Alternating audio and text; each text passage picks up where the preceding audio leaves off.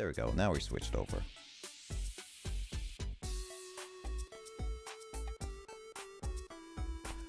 It's all good. I'm okay. That's good. He wasn't in the car, luckily. I just lost Mario Party 5 and 6. Mario Party 5 and 6 at least are not too expensive, but Mario Party 6 is getting pretty expensive up there, yeah. Also, Pokemon XD is like over $100 now, so yeah, good luck getting that. And your special edition Breath of the Wild. One day, Craig, you'll get your stuff back. One day.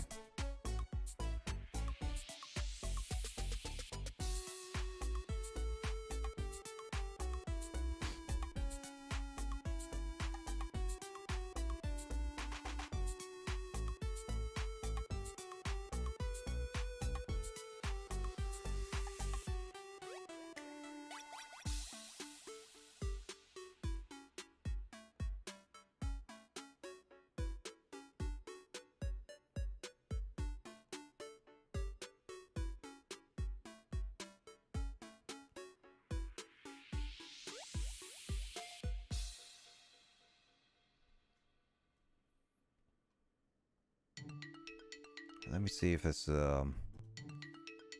game is capturing, though. That's the thing.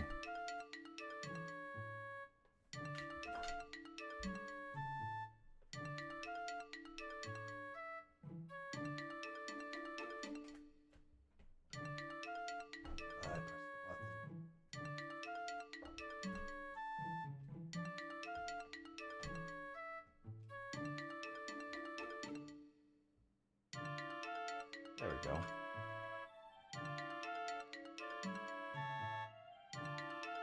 How do I turn this game controller on?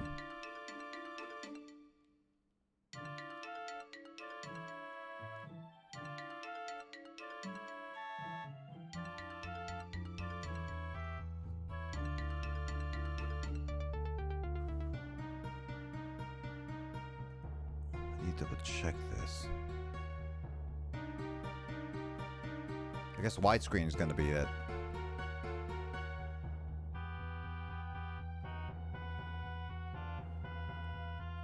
So I have F-Zero GX. I have the box and the disc. I don't have any of the inserts, which I want to get at some point. I want to get all the inserts when I can, but for now I can't. I'll be right back.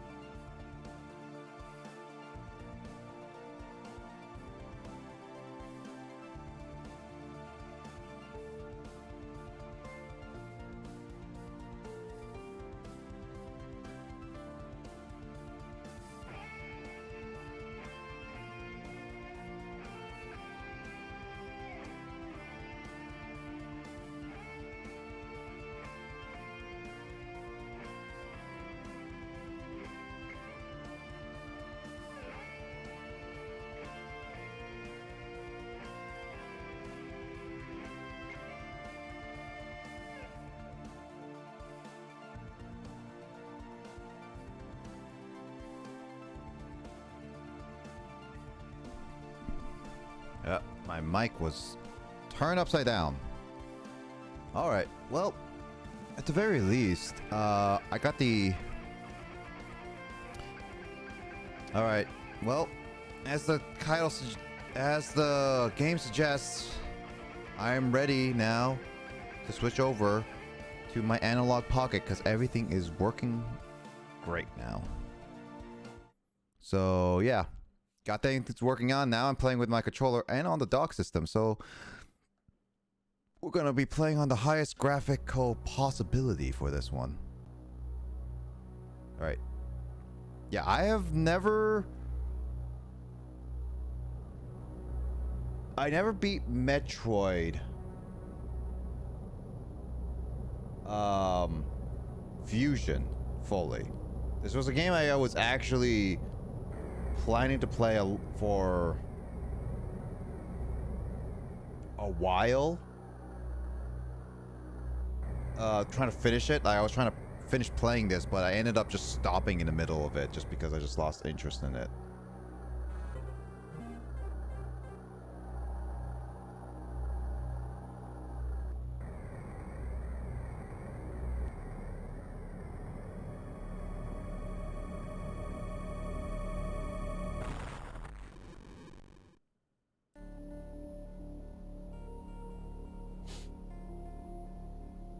But yeah, there's Metroid Fusion. Gonna start playing this thing.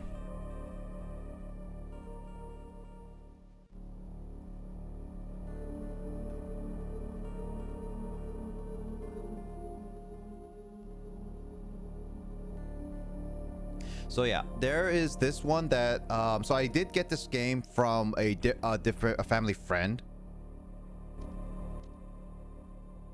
Ooh. I'll be playing with the actual sound like that. I did get this from a family friend. So this right here is the one that he completed.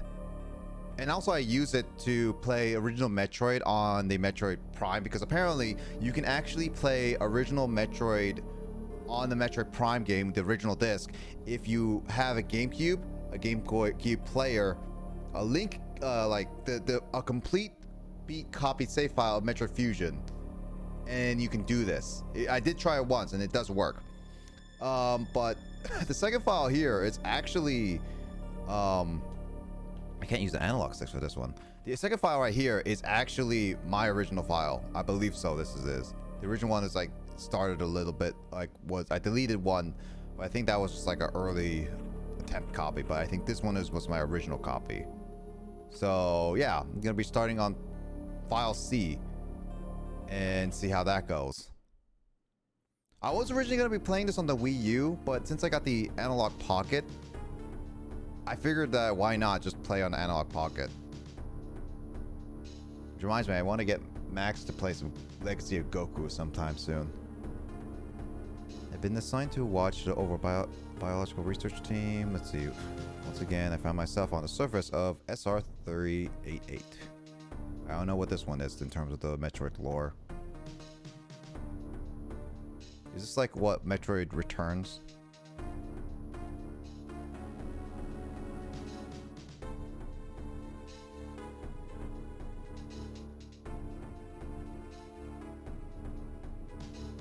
It's a parasite.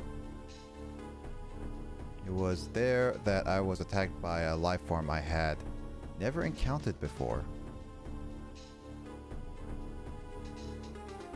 Only later that I learned the identity of my attacker, the parasitic organism we now know as X, which is also made reference in Metroid Dread. So this game and Dread are connected. Well, in a sense, like Metroid Dread is a continuation of this story. Funny enough, that's like so long.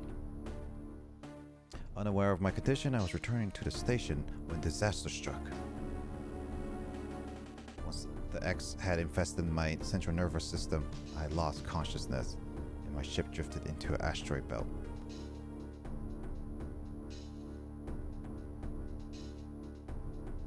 This is like a bit dark in a sense for a game. For a kid's game. emergency systems automatically ejected the escape pod before impact. Biological vessel recovered it and transported me to the Galactic Federation HQ, where everyone will die. And there's also the fact that her ship is lost now. However, during the journey, the X multiplied within me, corrupting large areas of my power suit. It then came to light that the organic components of power suit had become so integrated with my system that it could not be removed while I was unconscious. Large portions of my suit had to be surgically removed, dramatically altering my physical appearance. However, the X in my central nervous system were too embedded to be removed safely. I was given a minimal chance of survival. Oh, too bad we couldn't get to Metroid Dread. That someone found a cure. They proposed using a Metroid cell to make an anti-X vaccine. It seems that the Federation had managed to preserve a cellular culture from the last infant Metroid from SR388.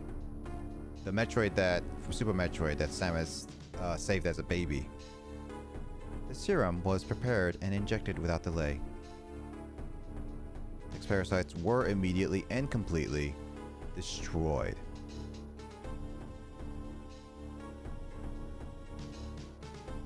And thus begins her transformation into a Metroid hybrid.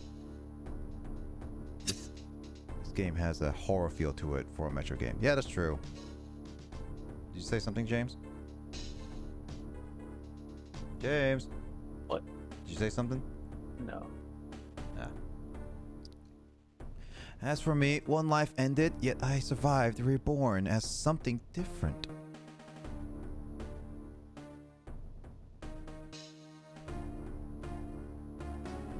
Pondering this fact, I realize I owe the Metroid hatchling my life twice over.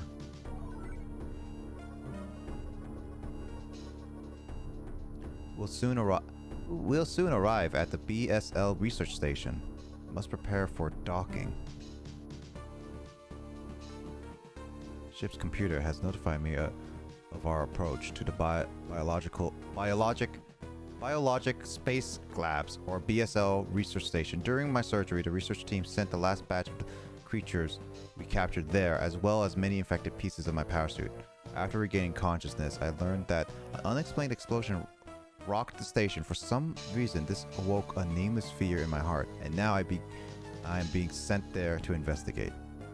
Mission on the BSL station will be overseen by my new ship's computer. Following the commands of this blunt computerized CO is something I have to bear, as it was a condition of my taking the ship. A condition of my taking the ship. For someone who dislikes taking orders, this is the second time I found myself having to do so. It makes me recall my other CO. Lol.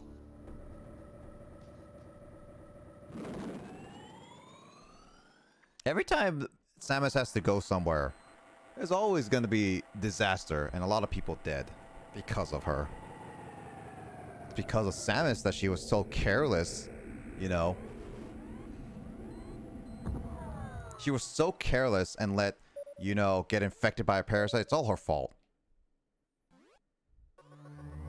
There's been an explosion in the quarantine bay. The bay currently stores capsules containing recent samples from SR388, as well as parts of your suit infected by the X parasites. The cause of the explosion is as yet unclear. Investigate. The quarantine bay is here. Move quickly and quietly. You are still unable to use most of your latent abilities. Don't forget that, Samus. Stop at the navigation room on the way. Uplink from there. Is your objective clear? Yep. Now go to the quarantine bay. You okay, James?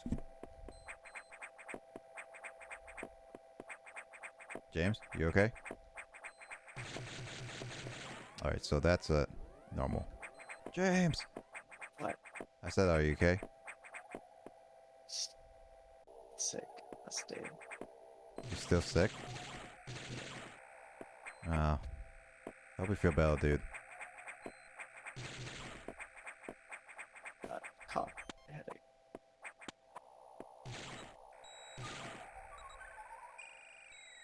Okay, so this one's to look different. Okay. Got it. That's a look at angles. Got it. Still, James, I hope it's nothing too serious. Now, this is how you fill out a map. Not like Dread does. Oh, I got so annoyed. OCD on that one. What?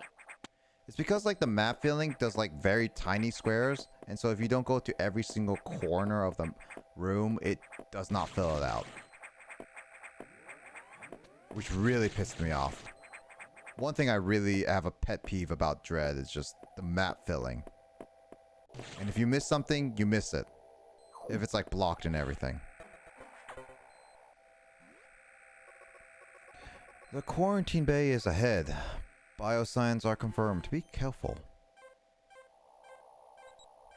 That map, that structure map, really reminds me that, reminds me of like Metal Gear Solid 2, honestly, for some reason. If Kyle were here, he'll probably see it the same way too.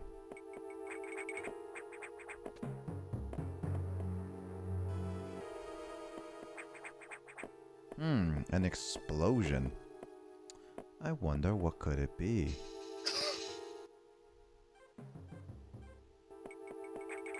That's the right way. I actually wanted to check the other way. Let's see. How do I don't have... Do I have access to all Metroid games? Oh, I can't do that here. I think the only games that I don't have access... The only version of a game I don't have access to is Samus 2, Samus Returns, I think. I have access to the original Metroid. I have access to Primes. I have Dread. I have Fusion. Well, there's also Metroid Prime Pinball and Hunters. I don't have. I don't have Samus on the Game Boy. Samus 2 on the Game Boy. I don't have Samus Returns on the Game Boy Advance. Samus Zero Mission. Yeah, I have access to Super because I have the SNES Classic as well as the SNES Online. But I don't have a physical cartridge of that. And then there is Samus Returns on the 3DS. Those are, I think, only Metroids I don't have access to. Unless there's a Metroid game I'm not thinking of.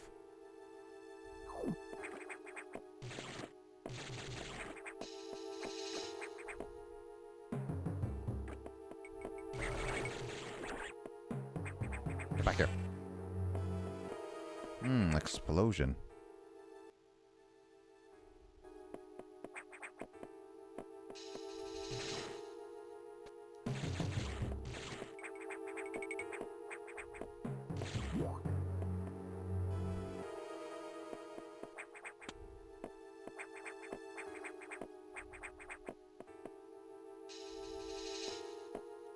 Dun, dun, dun, dun, dun.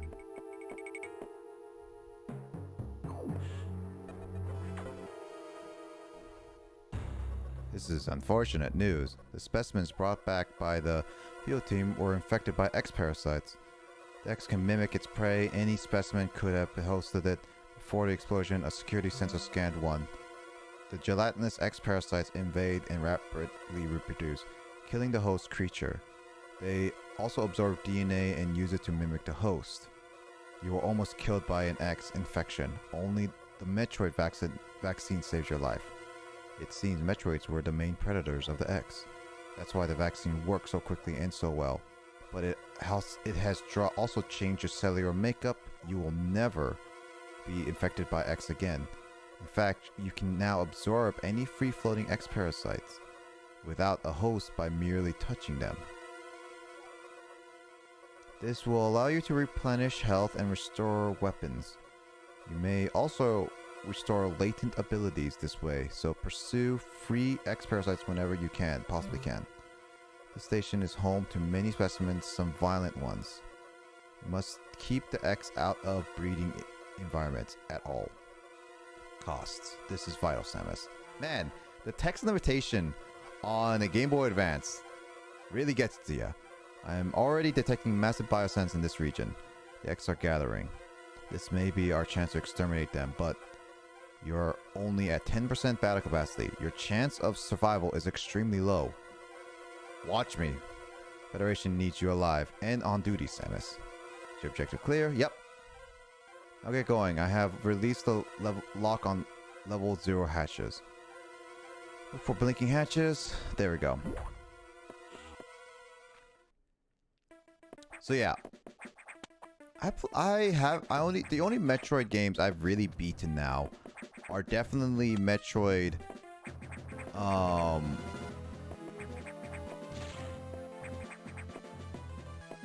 Yeah, the only ones I've truly beaten are actually wait, I want to go back. Are Metroid Prime, the trilogy, and then Metroid. Oh, I can't go backwards. Oh, Metroid Prime, and then Metroid Dread. And I still want to intend to try to play the original Metroid. I mean, I could do that in one sitting, in a sense. I mean, NES games are meant to be played in like a sitting mainly, unless it's like Zelda. And I believe that Metroid does not have a saving feature, so I could try beating that in like a couple hours in a sense.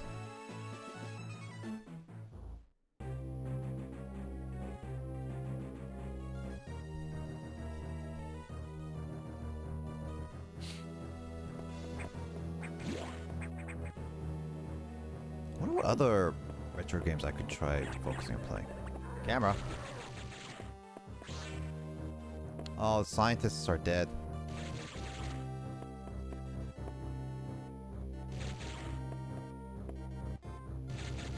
So I can't get that. Yeah, all scientists are dead. Literally, that X-Parasite has killed everybody.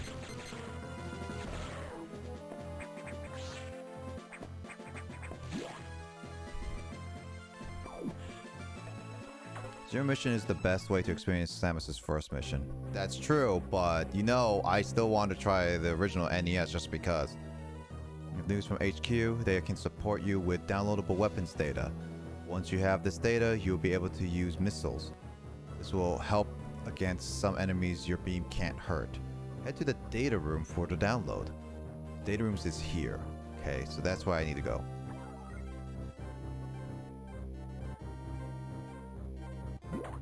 And this is Game Boy Advance, so this is not that very long. I hate this game. Actually, Kyle, do you actually have this game in terms of a physical copy? Because I learned actually a couple days ago that Metroid Fusion hiked up in price. Like, hiked up in price. I went to a retro game store a couple days ago, and I saw them have a copy of Metroid Fusion. It was $100 for that sucker. Let's go up, yeah. You have a cartridge, yes. Okay, so you do have the cartridge. Yeah, I don't know. The Metroid Fusion went up ridiculous amounts. That computer reminds me of Gruff Federation CEO I served named Adam Melkovich. Call me lady on missions. From anyone else, it would have sounded sarcastic, but Adam made it sound dignified. With respect and with some irony, I named the computer after him. Oh, that's nice. Bought the game from Retro Game Store in hometown in like 2010, 2011. I got this one for free. So this is the actual game cartridge that I got from a family friend. And because I wanted to play more, and I think this was a game that I wanted to play more at back in time, or I just forgot to give it to him. Yeah, I forgot to give it to Yoshi's Island game to him. Because I actually took it home, and we were living in Chicago, so it was just like one of those things, like it was super unfortunate. The only Metroid games I played on this Super Metroid and Metroid Prime Hunters. I could play the OG on my Famicom. Yeah, I could play the OG on my NES as well. I even have an actual copy of it. Like, I have the OG right here.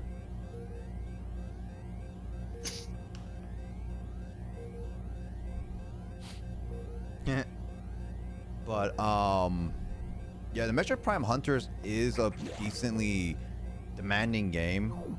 I'm saving up my money to buy, like, I want to get Metroid Prime Pinball because I want to see why it's so expensive, because that game apparently goes for $200 now.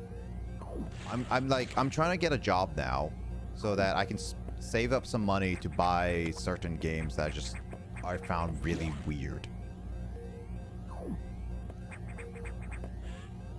Wish Nintendo themed pinball games would be a thing. You know what? I wouldn't mind that, honestly. Just ahead.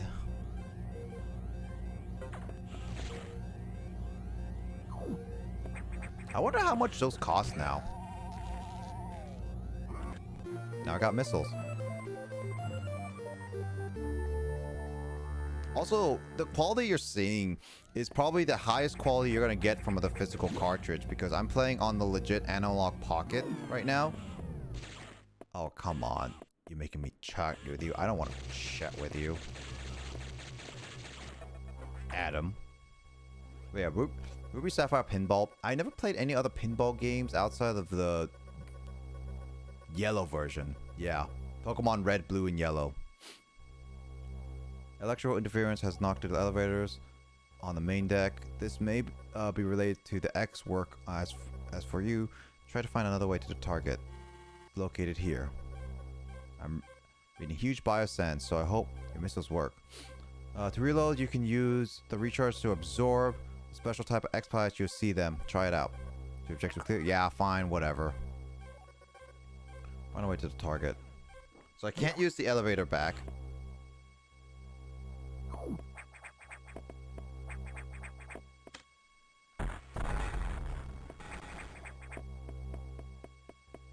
Secret room. Secret room. Secret room. Ah! Secret room. Secret room. Secret room. Secret room. Secret room. Secret room. Secret room. Yeah, this is where you really don't have to, like, depend on, like, again, this map is so much better than Metroid Dread, because now I can see which squares I have not touched. Oh, I'm gonna keep complaining that because I really just... the Metroid Dread's map really just irks me. And it's just my own pet peeve. I admit, it's literally a pet peeve of mine. I just really wish they didn't design it that way. A secret's in here somewhere. Secret. There it is. Totally not obscure. Huh? That's totally not obscure. Yeah, it's true. So yeah, so it basically says those little white dots, if there's a circle there, there's a secret there. If it's a white dot, that means I already got the secret there. So good.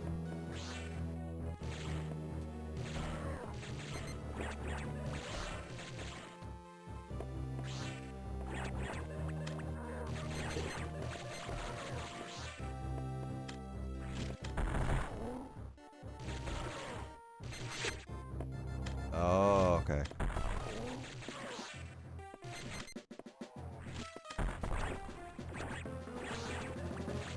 Would you stop healing these guys? Respawn infinitely. They respawn infinitely. God dang it. It's just an item. Well, I don't know Metroid, and I thought that it just feels like that. It's like that's what it usually associates with. That's how Metroid Dread works.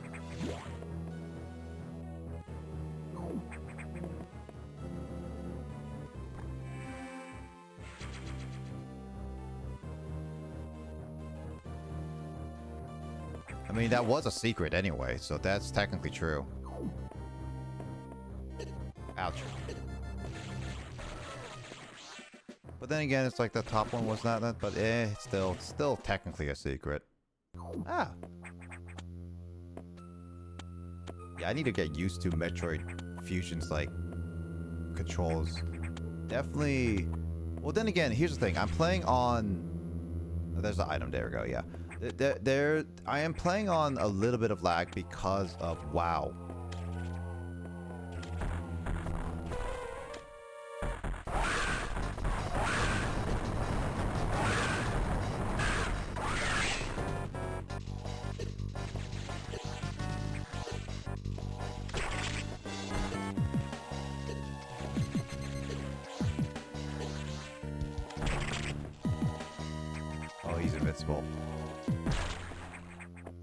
Gimme, come here.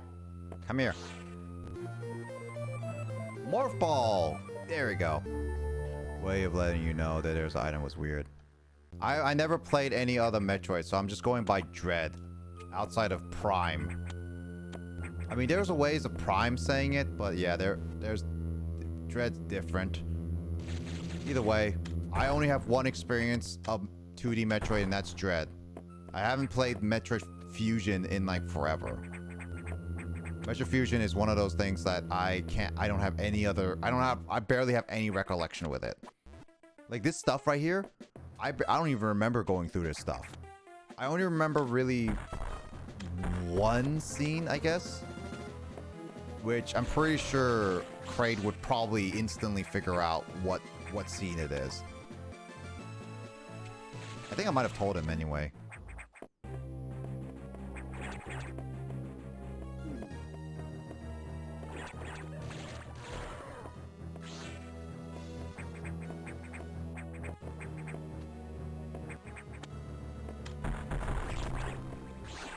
Also, I beat that boss so fast, I just spammed my, I just spammed the missiles on it. That's funny. Alright, let's see. So, I've checked everywhere.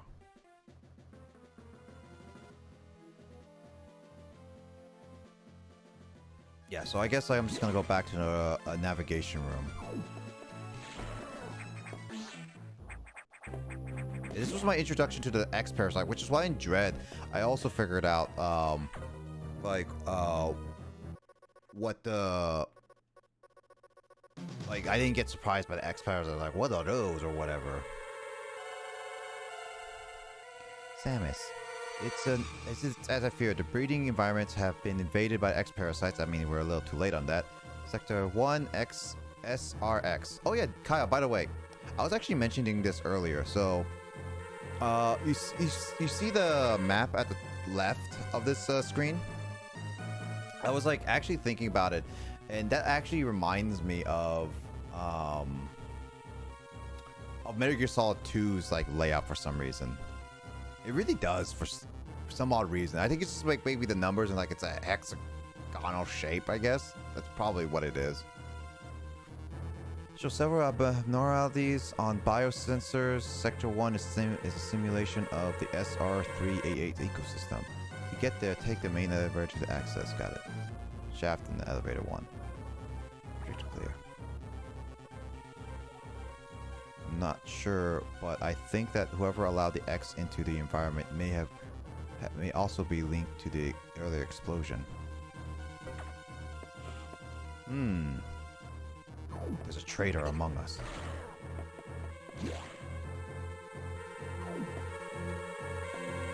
Save the animals, but I want to kill the animals.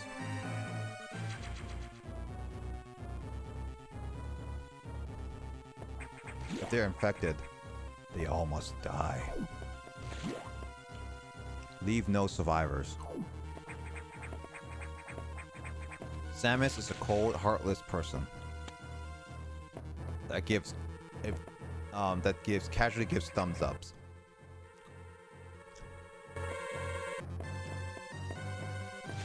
I don't know. Kraid, what do you say?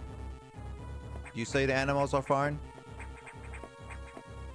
James, what do you say? Are the animals fine? Do you think the animals are fine after being told that the virus parasite got into the environment? Probably ate them.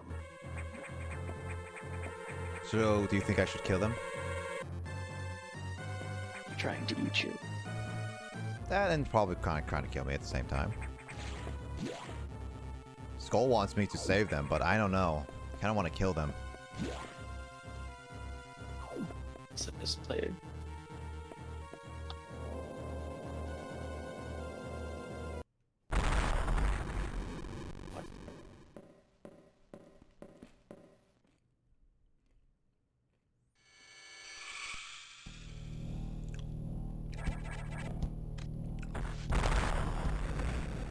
I remember that was kind of creepy.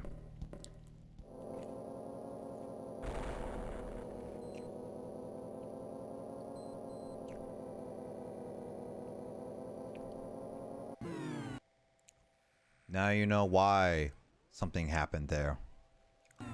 I missed the thing up there, but well. We'll go back up there later. Kraid wants to save the animals? Man, why do you guys have to make me a goody-goody two-shoes? I'm never a goody-goody two-shoes.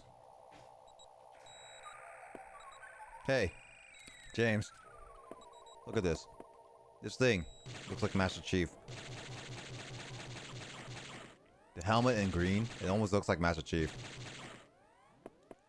You get what I'm saying, James? Yeah. Kraid would understand that too.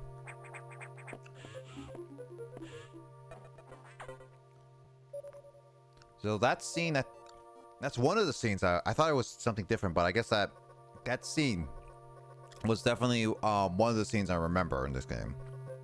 Play a little different. The main elevators leading to the access shaft has been severely damaged. It will be totally unusable for some time, unfortunately. Some unknown agent is at work. Very powerful, certainly not human. I'll report when I know more. Now listen closely. The X in Sector 1 has invaded the atmospheric stabilizers. They must want to alter the environment to their needs. They are already reproducing. Clear all 5 atmospheric stabilizers to stop them. Is your objective. So this now get moving. So this game can be beat in like 4 hours, as you saw, like the full like the one that my like that person I know I got this game from beat it with, but I probably will not do it in 4 hours. If I did in 4 hours, I'll be beating it tonight. Is that the best ending, Skull? Because I'll guarantee you I will not be able to do that on my first try. And I know that Metroid is a game that encourages like replayability. I think the only game that really encourages me to replay it is like the Metroid Prime game. I think that's so far the only games I would really play. It's only by game time? What do you mean by game time?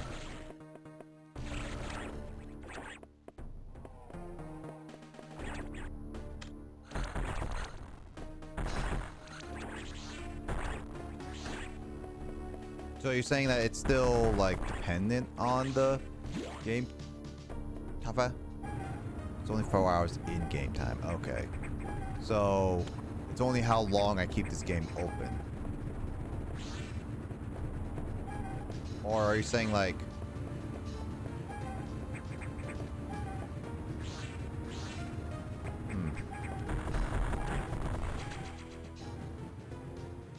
still malfunctioning?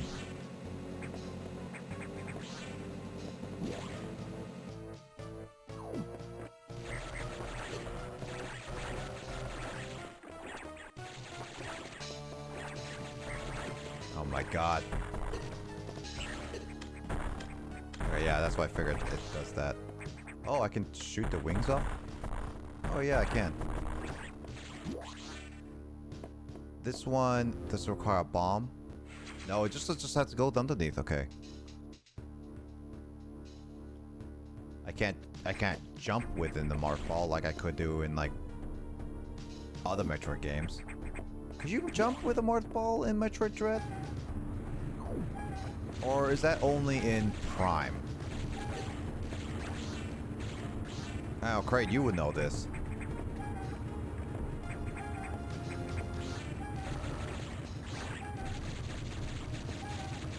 Well, Kraid, how about this? I'll make you a prediction right now. Based on how I'm going right now, and you've seen me play Metroid, I don't know, have you seen me play a lot of Metroid Prime 1? I'm not 100% certain if you have seen me play Metroid Prime 1 a lot. Well, not Metroid Prime 1, but more so Metroid Prime in general. I think, you've seen me play Metroid Prime in terms of 3, but not much of like... I know I never played Dread on stream, and I kind of I wanted to play that on my own, so I didn't really do much. I beat that in like 8 hours or something like that. No, not 8 hours, a little bit longer than that, yeah. Yeah, that's a little bit close. All right, night, James. Take care. I'll catch you later. Thanks for playing games with me. Night.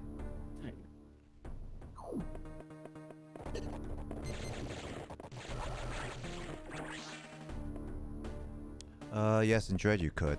Yeah, I know in Dread you can play it 4 hours. Carl did it.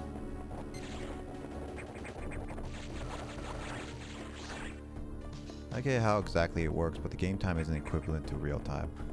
Yeah, okay, that makes sense.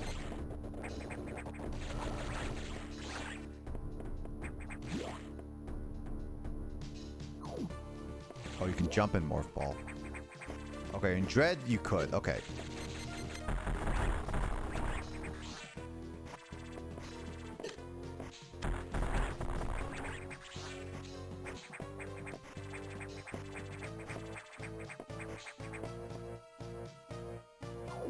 I wasn't sure if Dread could or not. I don't remember. As much as I played Dread, I don't remember all the mechanics.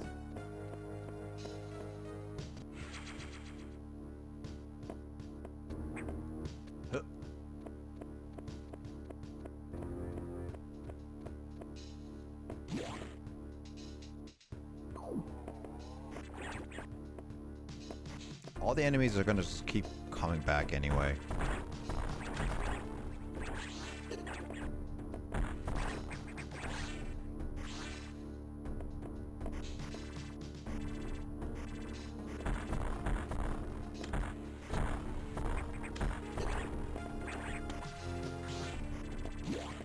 So I can't get health from those guys. How do you...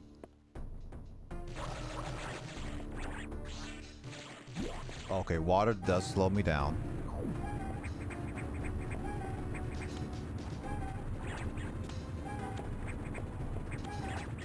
At least you don't have to press a button for that.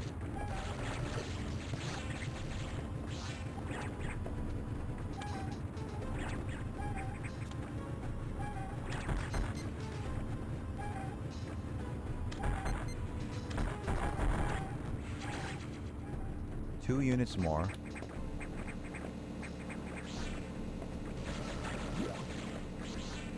There's still some of them in the background. So cute.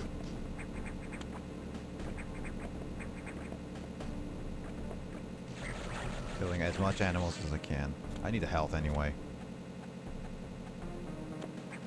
But yeah, Kraid, what do you think? You have any predicted ideas how long it would take me to beat this game?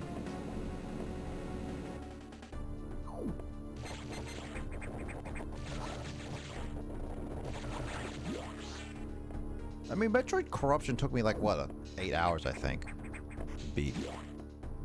So, I wouldn't say it's out of possibility realms for me to beat this within a few hours. I feel like I'm making pretty fast progress compared to how I was younger, for sure.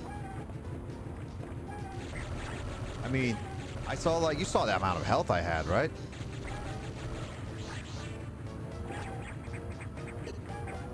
So you saw like how much health I had there. So I was like, I had a few of them.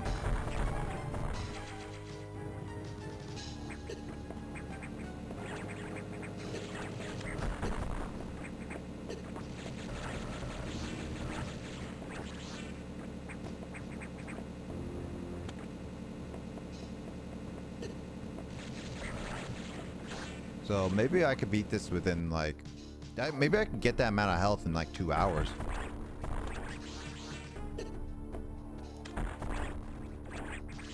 I just wish I could get more health though, because man, those yellow ones only give you 10. Also, I thought I grabbed that. Okay. This rate, I think 5 hours max. Wow. Kraid, you have so much faith in me.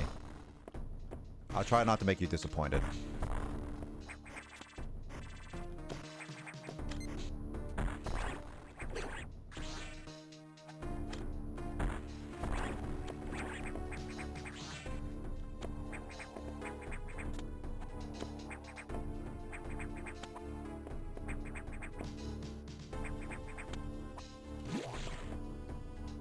Again, like, it will also depend on how long... Ooh, this button. Oh, those things. I hate those things.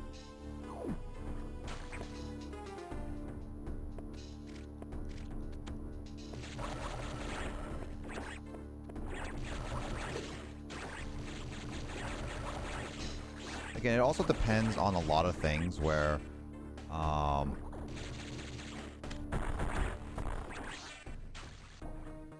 like it would depend on like,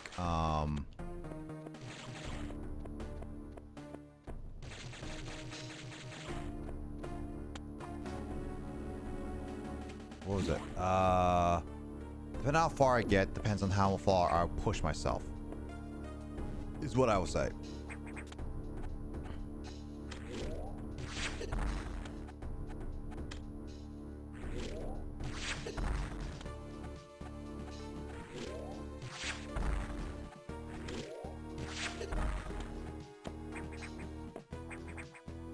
God, that thing is annoying.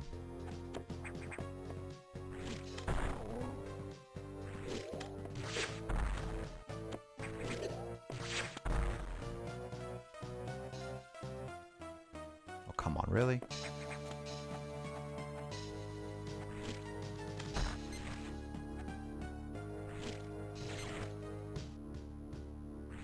Oh, I'm out of missiles? Oh, you gotta be kidding me.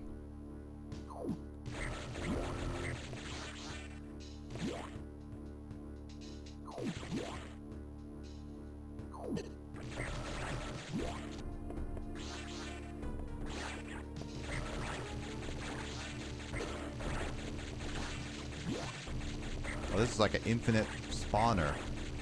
Oh, that's pretty smart for them because I need the missiles and I need the health.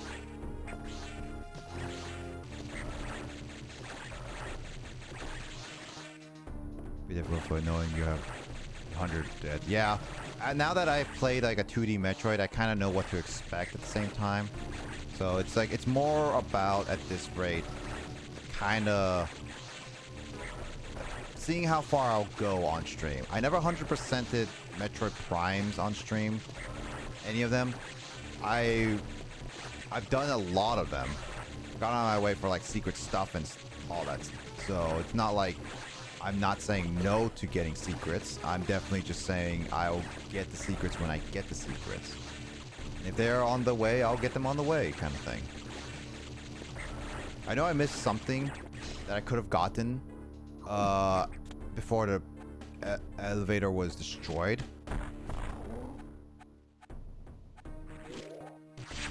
But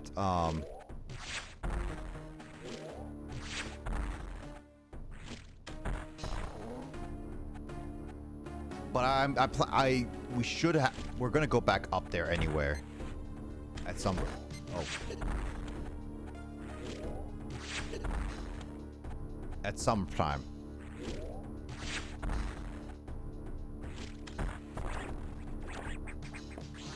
Yeah, we're gonna go back up there at some point, so I'm gonna get the stuff anyway.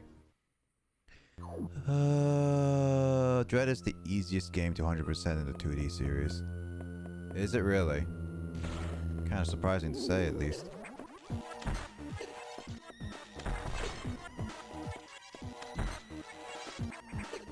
Okay, so there's a little bit of a...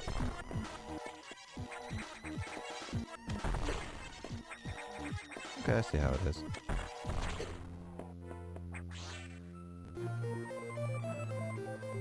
I am getting these so much faster than any other Metroid game I have gotten before. I played before. Mainly because I did play Metroid Prime, which is a pretty lengthy game, and then there's Metroid Dread, which is also a pretty lengthy game. So like getting these items back to back is kind of weird. Like, how long have I been playing right now? An hour? I think I've been playing like an hour, and I've already gotten the charge beam. So weird.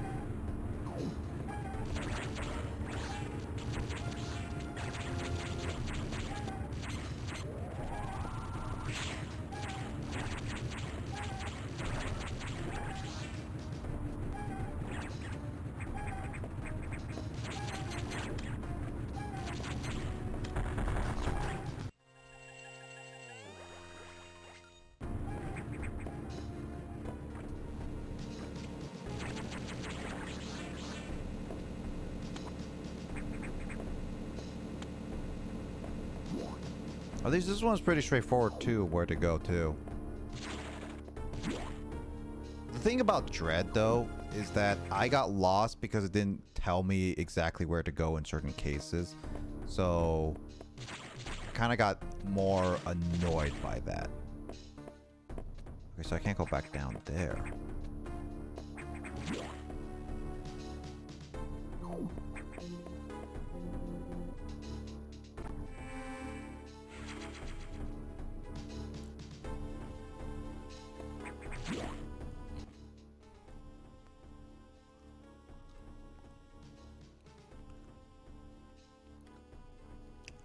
Definitely feel like I'm gonna come back here at some point anyway because of the lava room.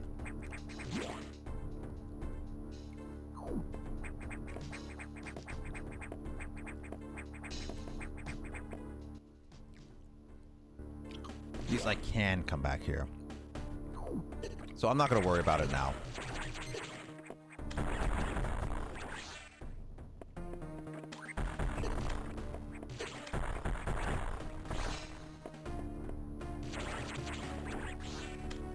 I need to get used to the L button. They do so much damage to you, man. I feel you wouldn't have a sense of getting lost in Dread if playing the previous games first. Yeah, that's the thing. Again, like, that's my, again, gripe with Dread. Newcomers, it's not that newcomer friendly. It has the expectation that you know or have played a Metroid game. And that's what I don't like about Dread a lot, is just because of that expectation. Especially since, like, I only played Metroid Prime before Dread. Well, I did play Fusion before. I don't even remember much of Fusion when I was younger. So there's that.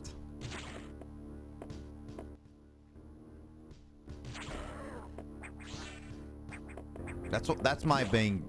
That's the thing, is that if I played the previous game, maybe I wouldn't have get as lost or frustrated. But that's the thing. Still, it goes with the fact that it still has that expectation of, you know what Metroid is. You played one, so this will be fine. But it's like, that's not something I always like in a game. Atmospheric stabilizers online, but many X have already made it to other sectors, it seems. In particular, Sector 2, TRO, Tropical Habitat, shows abnormalities. I suspect the X entered this sector with the help of our unseen saboteur. He or it may be in TRO now. Well, you're not saying she. You're saying only he. Not saying she, I see. Let's get over there. We need to put an end to this. Clear, yep. Start moving. I'll brief you at TRO and navigation room. Yeah, these maps are very small.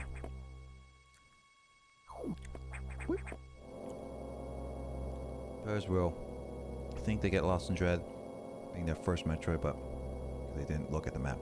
As I listened to the briefing, my thoughts turned to Adam. The real Adam understood me well.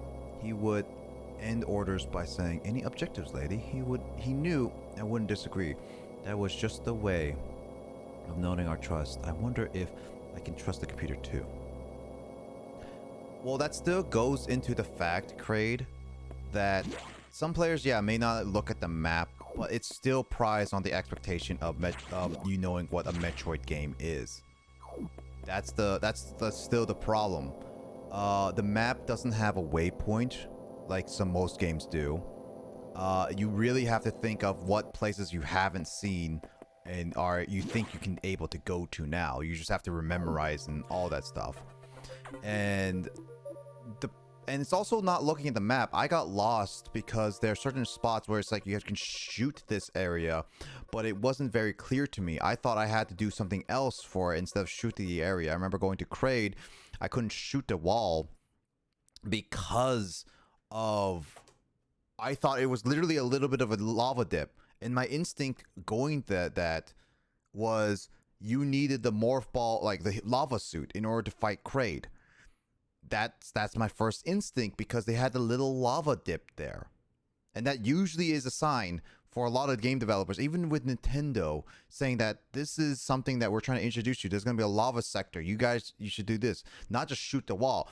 I looked all over the map, and then when I just shot the wall, then it makes it clear. That's the thing, is that some people arguing about the hidden walls in Metroid Dread is a little bit justified in my opinion, because it doesn't really showcase a lot of that. I mean, it does showcase a little bit, but it's so subtle. It still has that expectation, you know what a Metroid game is. That's the big problem, because it still has that design for Metroid players specifically, not anybody going into it. But shooting the right parts on the wall by determining that by looking at it so satisfying, the person who loves Metroidvanias. And yeah, no, that's fine, Kraid. Yeah, I mean, that's fine, because Metroid designed that whole thing. It's just, that's the thing about it, is that what kind of deters me from Dread a lot. It's not user friendly in terms of first comers, and that is honestly, if you really think about it, a lot of people's first coming into the Metroid series. It's a bit difficult, and it expects you to have played a Metroid game, but if we're in a reality that most Metroid games are extremely hard to come by, like extremely hard, physical copies or not. And yes, there's emulations, you can try it, but not everybody wants to play emulation or have even the PC to play emulation. So that's the thing, is just like, as a introductory Metroid coming back, bringing Metroid back to the users again, it's just, I don't really, not that really great, and they should have done a better way to introduce for new players, is what I would say. The only reason why I managed to find some of that is because I managed to look at that. If I've had to be that way, people like me waited 19 years. I mean, again, it's for Metroid. It's for Metroid players, yes, but I still don't like that aspect of it. It's designed for it's designed for Metroid players, not for new players, but that still doesn't make it a fact that it's a game that I would recommend anybody to just play it. I wouldn't say it'd be as good, Kraid. That's the thing about it. There's a lot of ways you could make it newcomer friendly. Have it like a function for newcomers saying, have you played a Metroid game before, and have a helper. That there are ways to do that. There's also that's also another thing, Kraid. Super Metroid and past Metroid games, the reason why they do this is because of limitations. Original Metroid had this because of many limitations. Super Metroid still had limitations, but they emphasized it more on a lot of details and directioning on certain ways. They had a better sense of direction. I've watched an entire playthrough of Super Metroid, and in a lot of cases, they had a better direction in that, to me, than Metroid Dread. That's the thing, is that that's the thing I'm trying to point out, is that Super Metroid is a way better Metroid to get into. While it still has the limitation, it utilizes it better than Metroid Dread. Metroid Dread does the same limitations, but it feels like they dropped the ball on a lot of it with a higher expectation that you have played a Metroid game. And they could have at least added a feature for new players, because this is a Switch game. Any Switch game that comes on that's a big title is going to be the best selling in the franchises at this point. And it's just, that's the problem, because a lot of people got into it and it was frustrating. Legit, I had a frustrating time with Metroid, partly because of the map design, the highlighting as a pet peeve, the bosses, and like the difficulty. It's just not a game I can recommend anybody. I mean, specifically anybody. Obviously, to those who are interested in the series, it has to be played a different one. Yeah.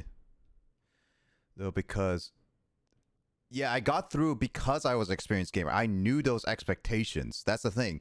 And I always like to see things as how they design a game in terms of accessibility towards a lot of gamers. I've had people who played games that never played a game, and it's really interesting to see whether they actually figure things out or not. And Dread is really not designed that way. Again, with all that stuff, I really wish they made it so that they had a feature, a simple feature saying like a waypoint system or something. It could just been literally a point system for only newcomers. It would literally ask you at the beginning, have you played a Metroid or something like that? And all that. Like, it could have been simple as that. So I only got through it because I have experience with Metroidvanias in a sense, as well as I knew what I was sort of looking for. So overall, also like some of the items.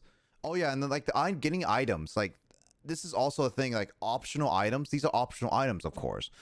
But I never was taught that I could have used the speed Wharf Ball to speed. I was never taught that. That was actually legit very frustrating to me. And I was never taught that I can speed and dash on the slopes to get through one end to one end. I was never taught that. And that's what also really frustrates me, is that although those are optional, they should have at least hinted that somewhere in the game. Now, if they hinted that somewhere in the game, I would have been very much okay. I guess I forgot about it. But they never did. And that's what makes me very frustrated in that aspect as well, is that, again, it's prized on the aspect of Metroid fans. And again, I know it's optional. Some items are meant to be skipped for casual plays, but getting 100% in that and getting those were actually legit one of the most frustrating parts I had with Metroid, and I actually legit did not have fun with those. Let's see. I've learned the identity of the mysterious saboteur. Samus, it's an X mimicking you. I've named it Say X. I gotta go on story. I was talking for like, what, 10-15 minutes now. I believe the Say X, SAX, came from the capsule containing your infected suit parts. It used the power bomb to escape the quarantine bay. That explosion breach, the capsules containing all the X that started this disaster. But this SAX is definitely our biggest worry right now. The SAX is mimicking you at full power. You can't face it. If you can see the SAX, just run. Don't think about fighting. You're still very vulnerable to cold and expected side effect of the Metroid vaccine. Like Metroids, you can be frozen by an ice beam. Of course, the SAX is armed with the ice beam. Stay away. If you see it, just run. HQ says they have a bomb data ready in the data room. Bombs will help you find a way out if the SAX tracks you. The room's here, but it's sealed by level 1 hatch. You have to find the security room and release the level 1 locks. But safety protocols, it's not marked on the map. You have to find it on your own, Samus. So first, find the security room and lock level 1 hatches, then go through the data room and get the bomb data. Is that your objective? Yep. Keep out for SAX. Yeah, this is a part I remember. If I remember this correctly, this is a part where I remember what happens. Let's see. I think you would enjoy it a lot more during a second playthrough. I bet you'll see more obvious parts in the new run. I've watched some parts, and honestly, I'm very much not into playing a second time. Even if I play the second time, Kraid, I can guarantee you I'm not going to have as much fun as the first time. And it's mainly because that, for one thing, a lot of things determine me having fun. What the... Like, the thing about having a second playthrough is that I at least have to have had an enjoyable first playthrough.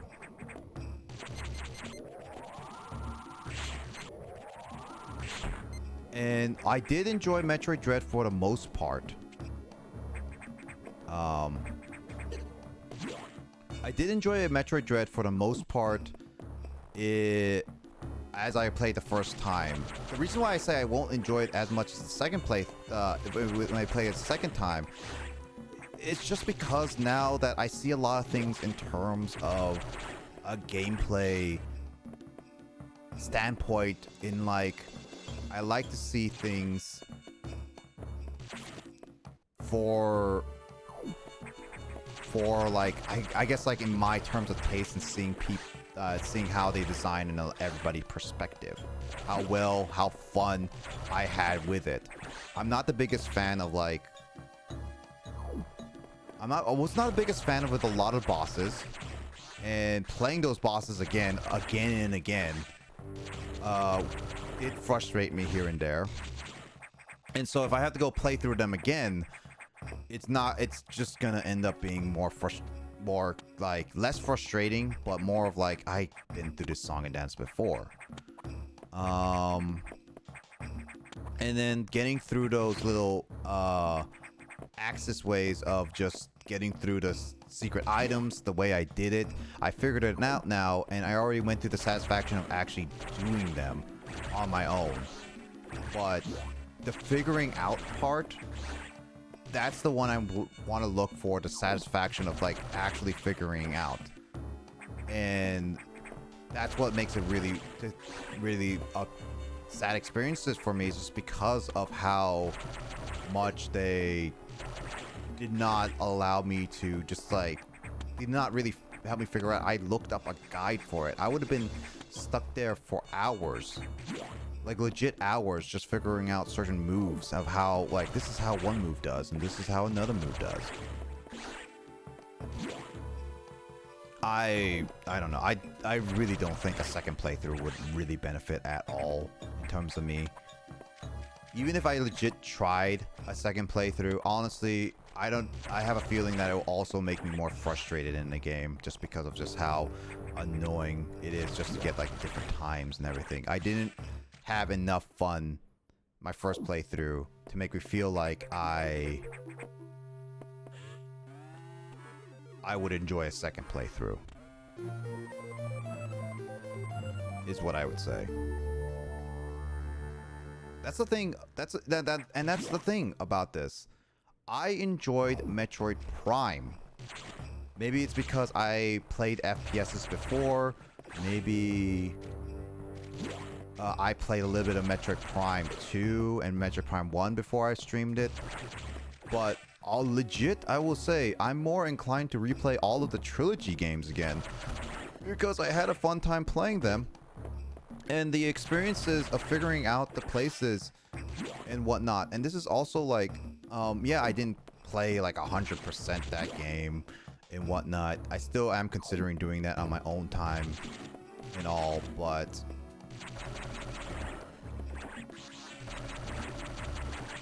yeah, like,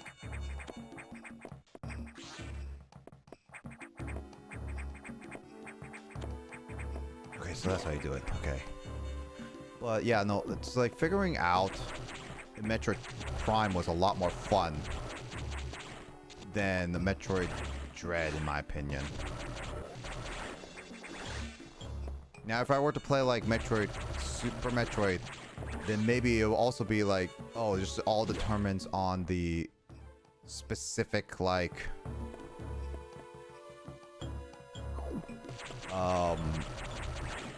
the specific 2D Metroid game. That's why I'm also like curious to see, will I have enough fun to play Fusion as well? That's why I'm doing this right now, is to generate the thinking of, is it just because I don't find Dread as fun as people say it is, or is it just legit 2D Metroid specifically? And that's what I'm here to find out too, as well, with this one. Well, when you look at certain parts where speed boost block is, you can see the only way to block in Morph Ball. Game tries telling you speed boost while they want you to try it. It was not obvious, Kraid. I saw it and I legit, and here's the thing, I legit tried for a good, like a good like 20, 30 minutes, maybe 40 minutes of like constant going back and forth, aiming and all that stuff. I even saw the breakable blocks of like some of the speedball morphs.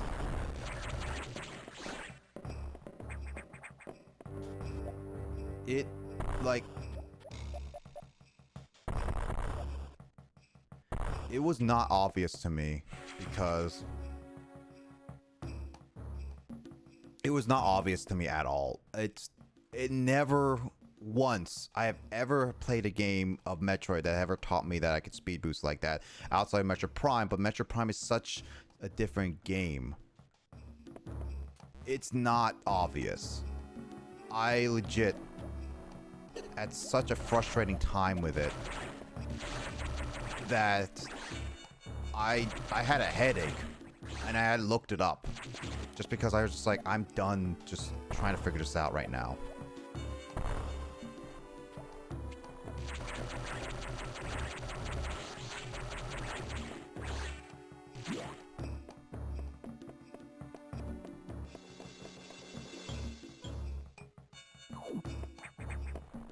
So when you speed boost and you press down and went into more fall and press jump. No, what I'm saying is I've tried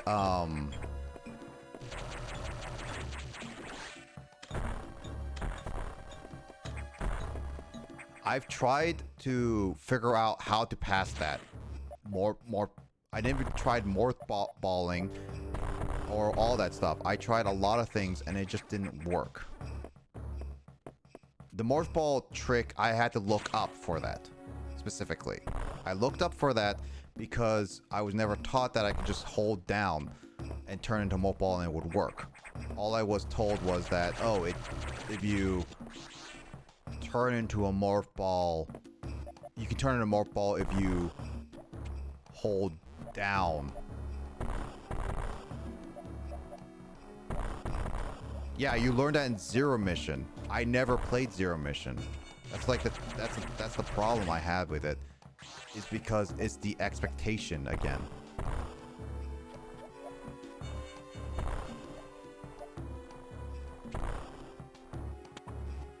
I don't like the expectation of it.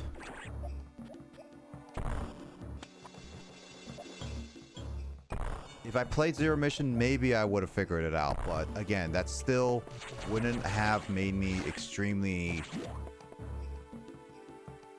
It wouldn't have changed my mind about the design aspect, how it still plays on your expectation as a Metroid person to play it.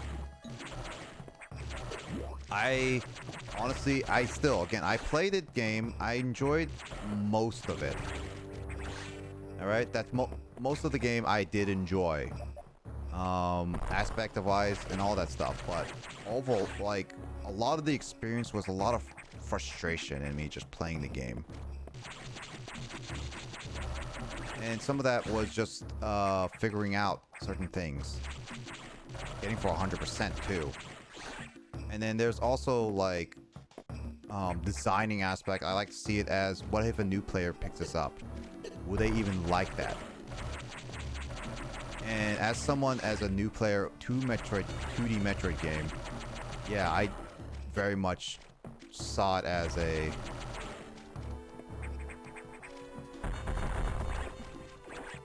I very much saw it as like a like really much of a separation of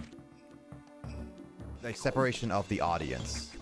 And I mean that that's like, again, it's like it expects you to play a Metroid game, or at least know a Metroid game before you play that game. There we go. Couldn't tell how many times I saw people saying they're hype for Dread and that's going to be their first Metroid, then see people tell them they have to catch up on the series before Dread releases. There's a reason for that. Yeah, that's the thing. That's a thing again, Kraid. It's the way they advertise it, and you really have to think about this in terms of like marketing and knowing your audience.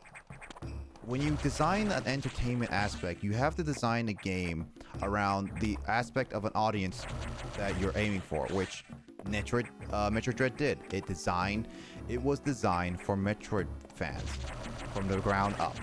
All right, and I'm not digging. I'm not trying to deny that.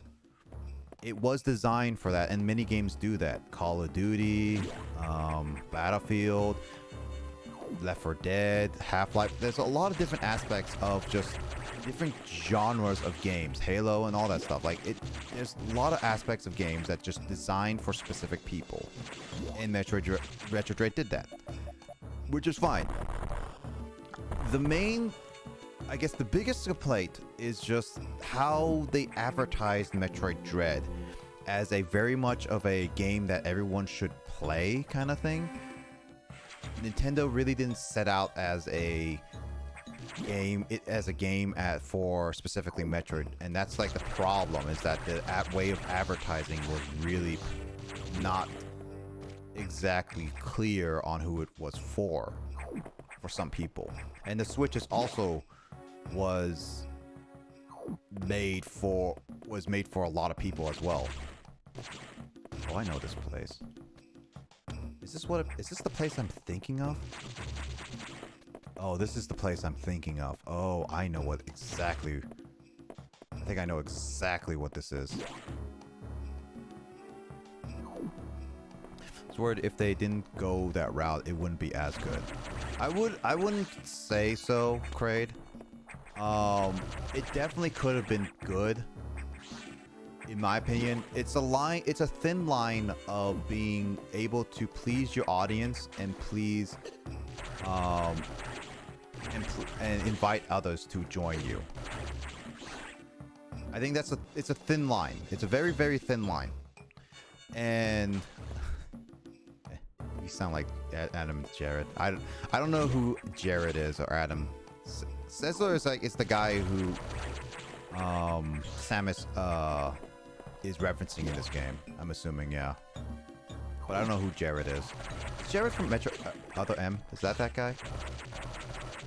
Oh wait, you mean the X-Play video? Oh, you mean that? Adam Sessler. Oh, no, I was that. Yeah, no. Again, that X-Play video was actually legit good. And I'm more on Adam Sessler's aspect of it, but more so terms of designing the game as a more person. Yeah, Jared's the completionist, yeah. Now I know who you're exactly talking about. But again, it's just my opinion. It's not to drag on Metroid Dread or whatnot. As I mentioned, I also still want to be clear for those who may be like watching this from sometime whenever, is that I did enjoy Metroid Dread for the most part. Like, I did enjoy the aspects of just like playing around. The controls were really nice. It was fluid. It was a lot better playing. And it was a lot of fun. Like, I really did not dislike it. Like, as a whole sense. I just had a lot of frustrating moments which really just sour my experience. Is what I would say. He understands it, yeah. Like, again, it's just my aspect is like I like to see games in terms of how inviting are they to newcomers depending on the game franchise.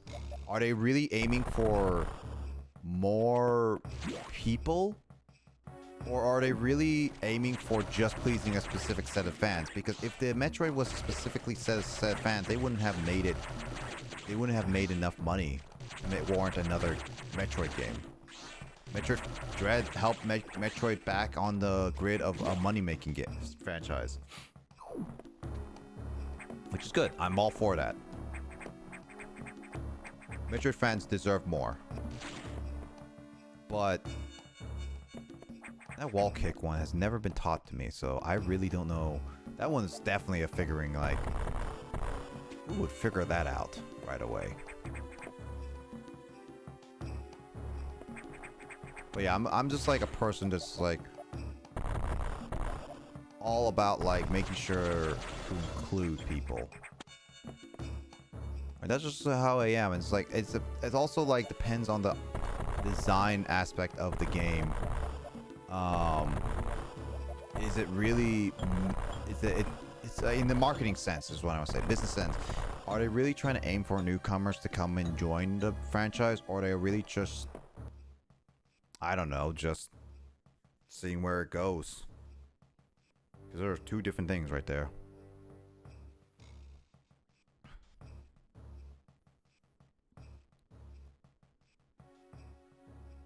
I think I have to go backwards. They said they got enough new people for sure, yeah.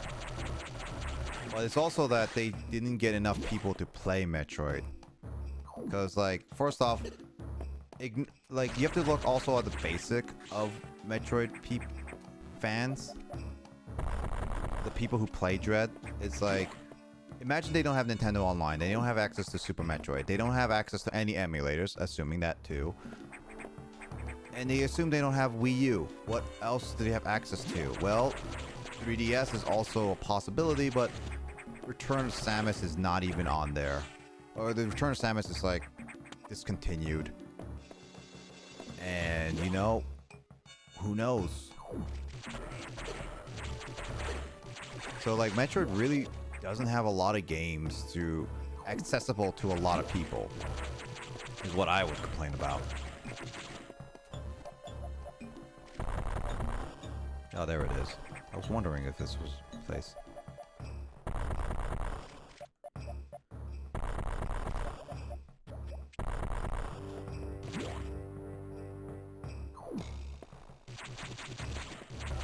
I don't really use it. I don't really like the diagonal system in this one.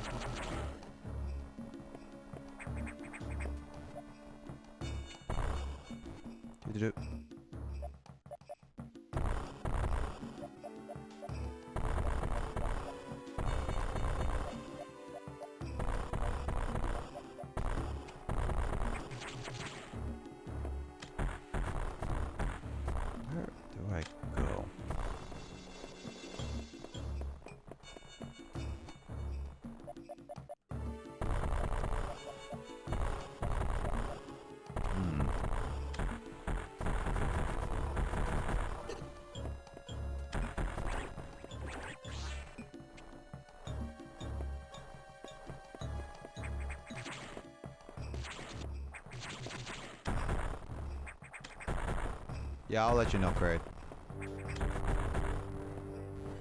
Yeah, this is one of those things that this is where just like experimentation just like gets the best of me in terms of like Metroid.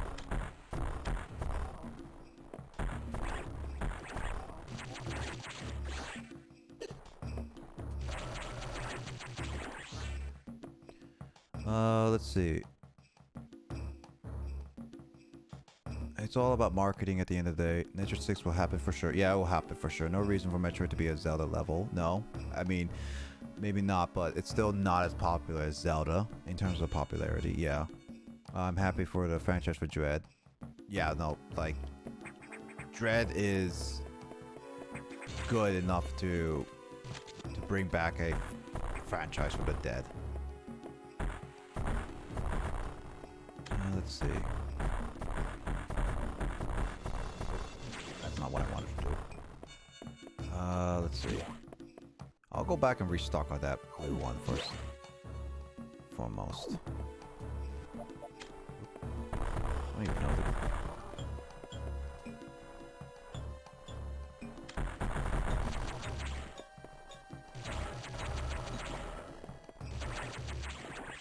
Good thing that red one's there, so I can easily get it. Just need to get up there.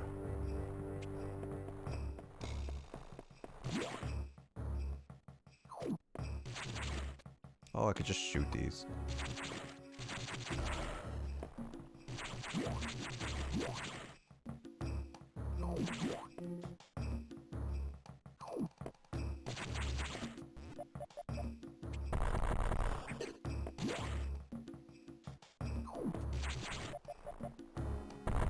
There it is.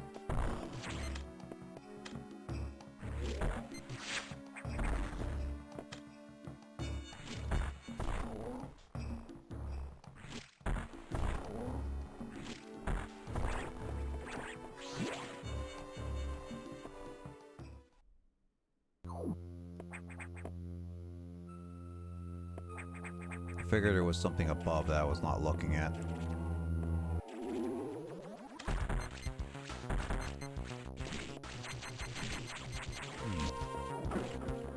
Oh.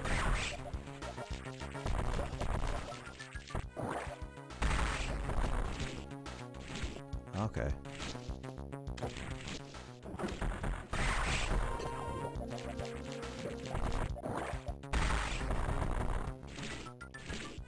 I mean, I have a lot of health, so it would...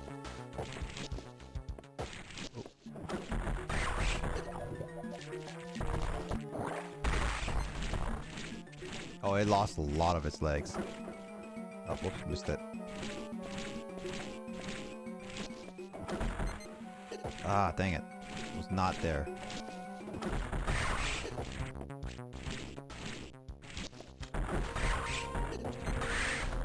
There we go.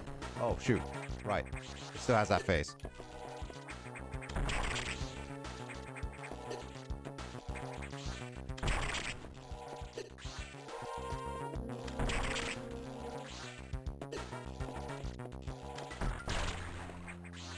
Good thing I had enough health for that.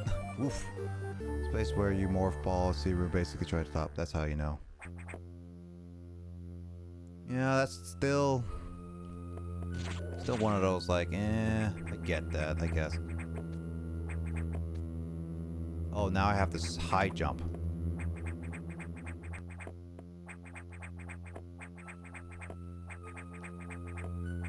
I was not paying attention to what I got. General of 2D Metroid? Yeah, that's the problem, is that I never played other 2D Metroid, so I can't exactly say that I would be able to utilize that. Something just killed them all.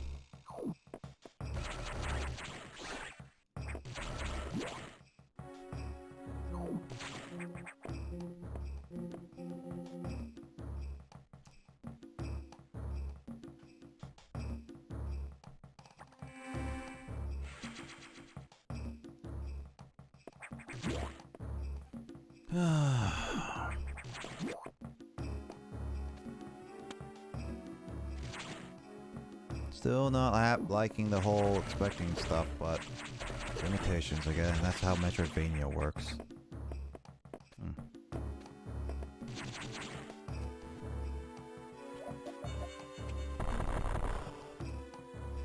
Hey.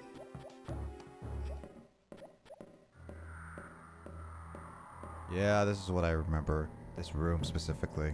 I remember this.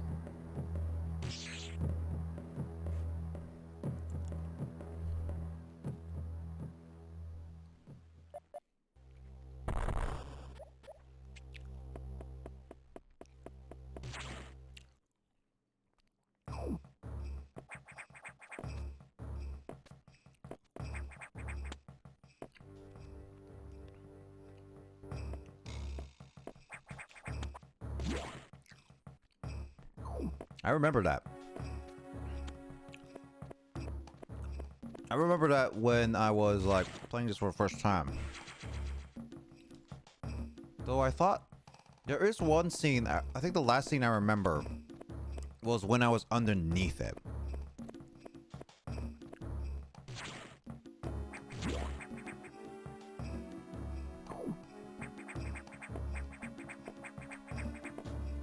Oh, hey, I can land on those things. Thanks, bugs. Yeah, I figured I can't do anything about that.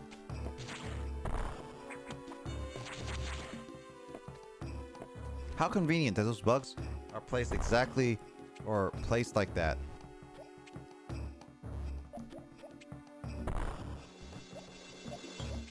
So you can't jump like that.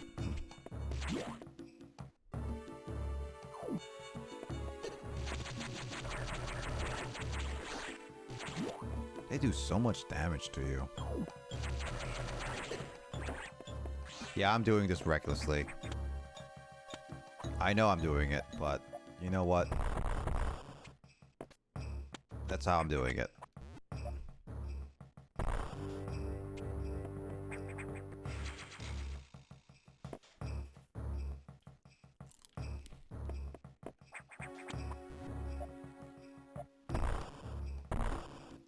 Whee! Right, more ball time.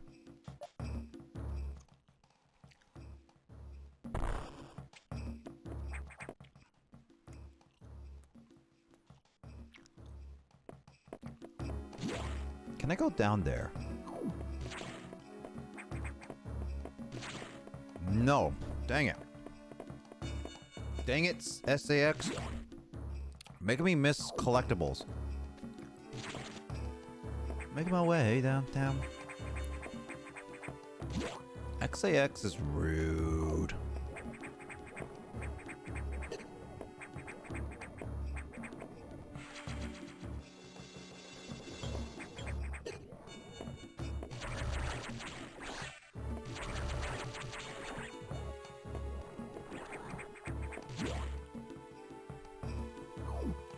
Oh, there's a recharge station there. Why would I need health? Why would I need to grab the X Parasite's health? These recharge stations will get me there.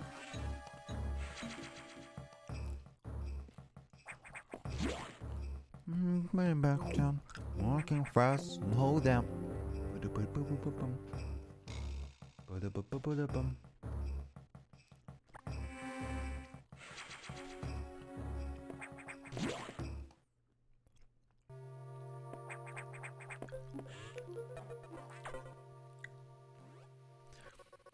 Ah, Samus, we've got trouble. Releasing the security lock may have been a bad idea. SAX has invaded the water environment in Sector 4. AQA will, with several thousand X with blue hatches activated, the SAX slipped in easily. Blue hatches activated, the slipped in easily. Okay, that was an awkward sentence, so I was reading. The creature and the systems in the Sector 4 are already showing multiple irregularities. I'm currently investigating. I'll brief you on the navigation room when you arrive. Is your objective clear? Yeah, at this rate, I'm already like... I feel like I'm already getting to halfway through the game already. Is that wrong to say? The SAX on an enemy with my strongest abilities, but does it have a reason? Probably not. It's just a killing machine. In my current state, I can't face it head on. SAX is me, only heartless. I must stop it before it learns its potential and threatens the universe. 20%. Yeah, I feel like it can't be halfway. It really couldn't be. That was just like one of those things, it's just like, it feels like I'm halfway because I'm already getting to that Sector 4, but it can't be halfway. It can't.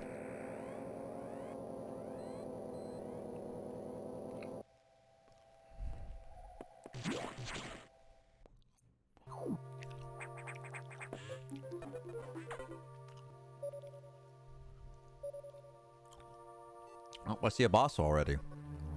It has been taking more damage than expected. I knew the X were powerful and destructive, but still, it seems to be purposeful. You certainly can't rule out the possibility that the XAX has a high degree of intelligence. I find the X fascinating, especially this SAX. But I digress. This sector is home to a very large creature. The researchers called Ceres. It is capable of moving and attacking on ultra high speed. The more senseless and widespread the destruction here may be attributable to Ceres. No doubt the SAX released it, but I can't be sure why yet. Ceres has returned often to the breeding tank here. Its natural behavior must be to go back to its periodically. It's a valuable specimen, but you have all been authorized to terminate it. Blah. I'm reading these sentences because of the limitations on the Game Boy Advance. If you don't, it may invade other sectors. Is your objective clear? Yep. While you're moving, be careful. Some broken power nodes have electrified the water, but we can't cut the power. Doing so would affect the whole station adversely. If you touch the water, you'll be electrocuted. Conserve energy as you go. Besides us talking, you're moving at a good pace. Dread is a hard game, but you're flying through this. Text limitations on GBA. Yep. I mean, I already know I'm flying through this already because, again, I've played this before, and this game is pretty straightforward in terms of like what I should do and what I shouldn't do, what I can and can't do. And for the most part, I was able to play through a lot of this. Because I'm not even there. Like you saw my second file. I'm pretty sure that was the file that I played and stopped Metroid in. So I'm just like using this as an opportunity to just kind of like get an idea of where I should be at.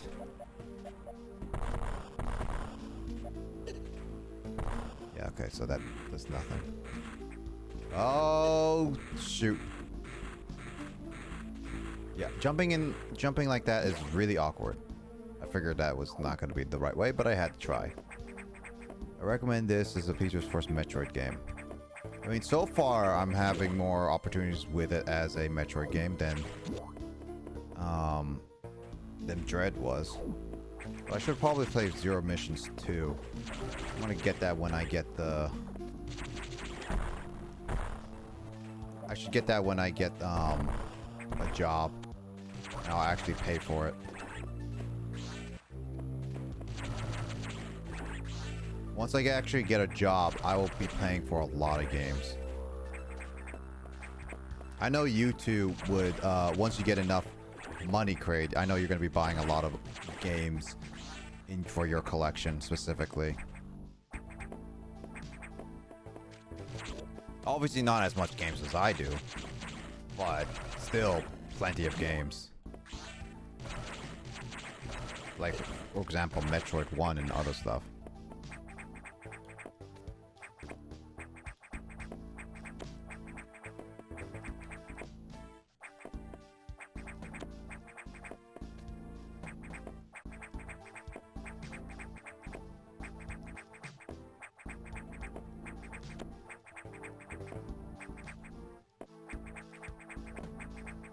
I wonder if it's because the slight delay I'm having that I can't do this right. Can you double wall jump?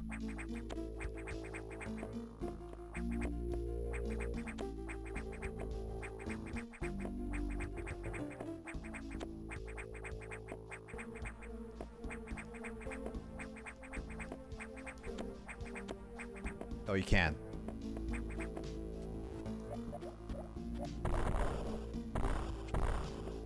Yeah, I was like, you should be able to, I feel like.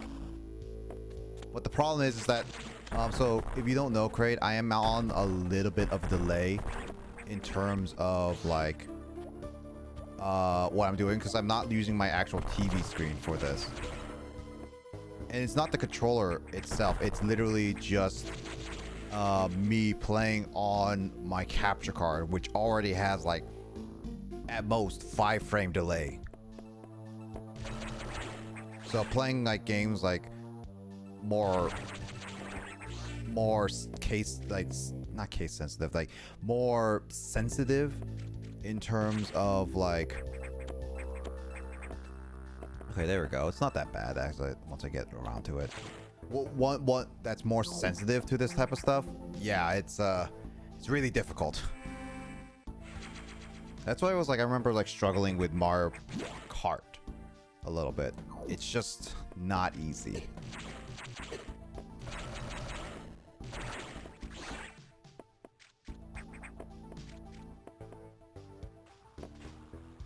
Oh yeah, no, there is a way. Not that way though. Oh no, there is a way for sure, Kraid. It's not that too bad of a delay. As you can see, I'm playing pretty fine. So like the games like these are really not that bad. Like that's why I have like with Chrono Trigger and stuff like that, it's really not that bad. It's just one of those things that you can notice it once you switch around. I'm just playing with a 3-monitor setup because I kind of want to try this 3-monitor setup, which I'm already liking. It just helps organize my viewing support.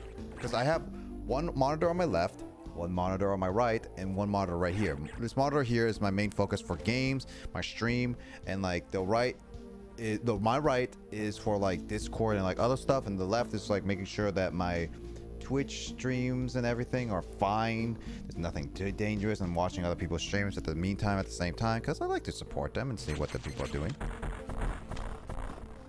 So yeah, there is a way. I can just unplug this one and then just play on a two monitor setup, like I have been always doing before. God dang it. Why am I doing that? It's just, I would buy another monitor, a higher resolution monitor potentially, to play like my Series X on, but I don't have a job, and I really should not buy that right now. I am hoping to get a job in the near future, Crane, so that once I do, I can start investing into another monitor, 4-monitor setup, and I can have with no delay. So as of right now, it's not that big of a deal, really. It really is not. It's just one of those, like, I just have to get used to it. That's all it is. Well, that's a safe spot. I am low on health, so I gotta do that. Yeah, but nice to have multiple monitors for sure. Once you make enough money this year, Kraid, you should totally invest in a desktop when you can. Definitely a custom one when you can, like maybe like during Black Friday, look for some good deals.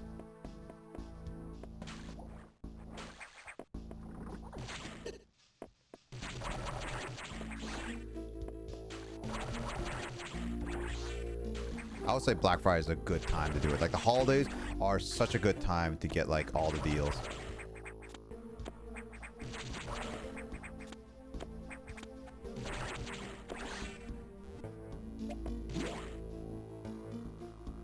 There's an item here. Oh, I see how you're doing. You're gonna tease me. Cock tease.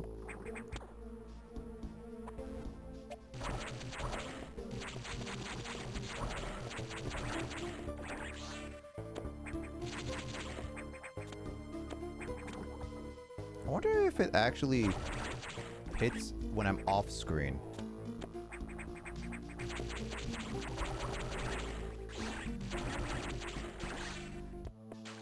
Oh, I got full health because of the energy drink. Nice.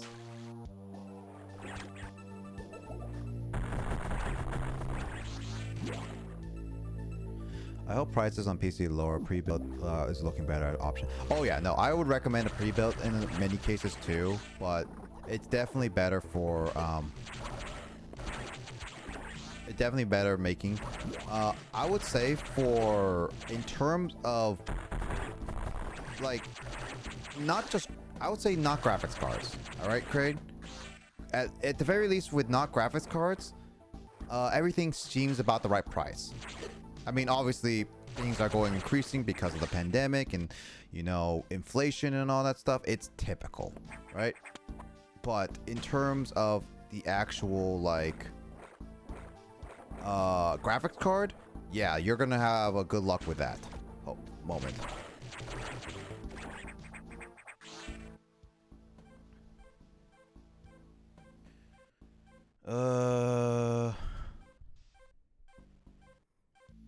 Yeah, I'm gonna go down this way.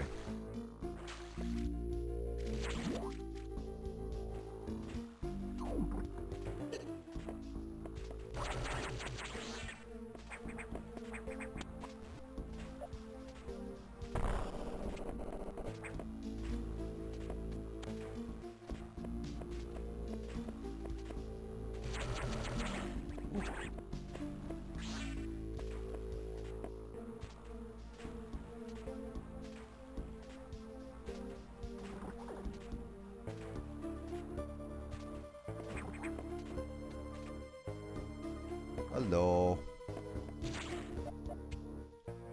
Oh yeah, I don't know what kind of monitor setup you would want personally. I think at least for a lot of gamers, a 2-monitor setup is at least required. Wow, I didn't even know that was a thing.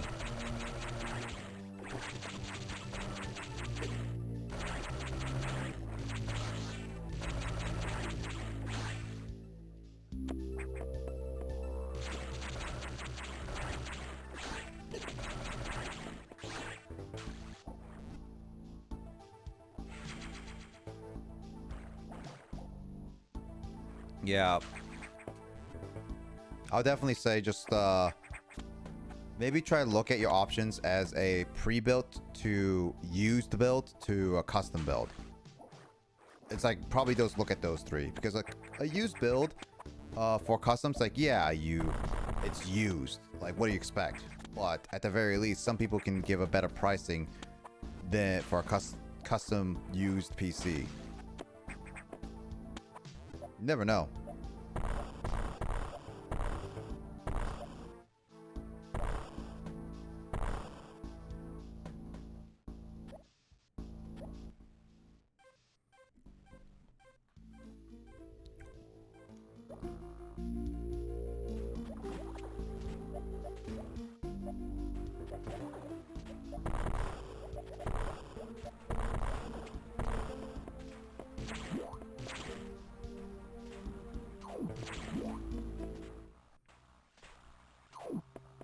Pump control unit. I feel like this is gonna be...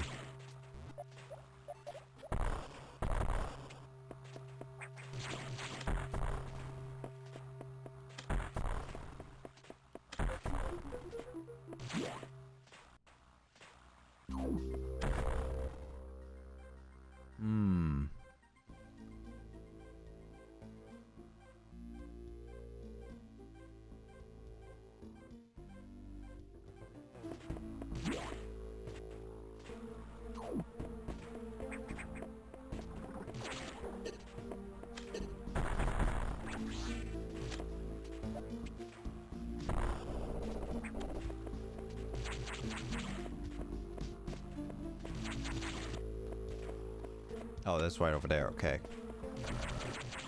Give me here.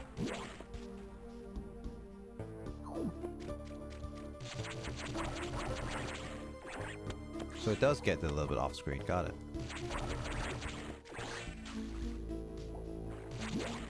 No! Fishy, stop! I'll have sashimi later.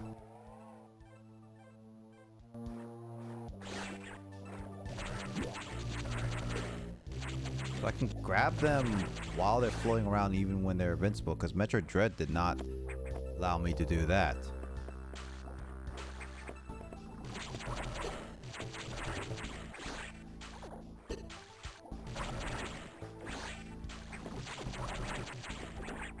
I definitely gotten further here, so how did I get past this part?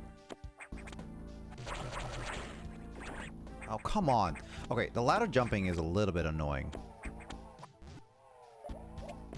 I'm having a little bit of a struggle with that.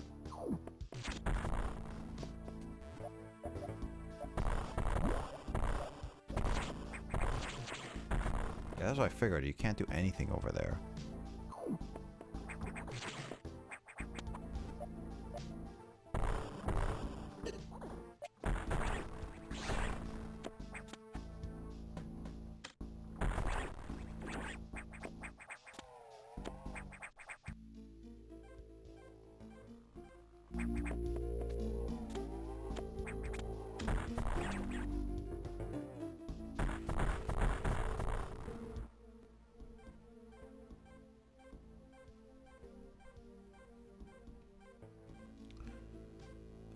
Let's see.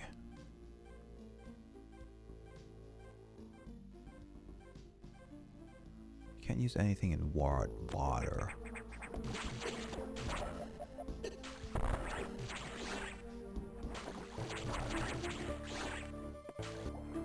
Gotta go check something. But first, I gotta save.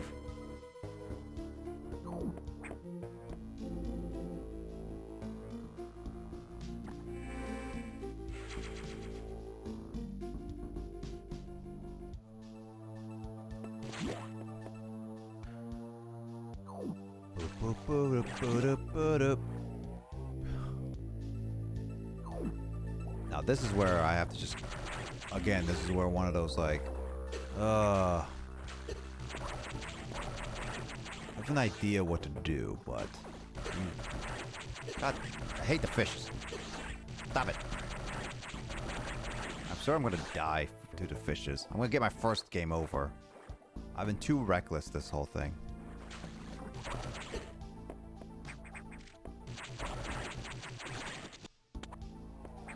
come on, that's not yellow.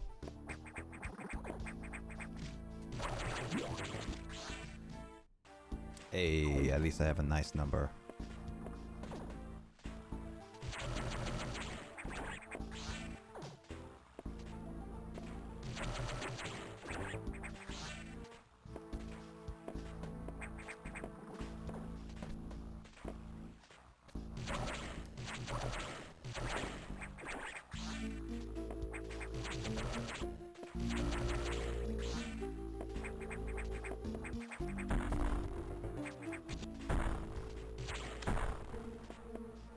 I can't get back there, huh? So I have to go over there. Oh, shoot. Ah. Frick.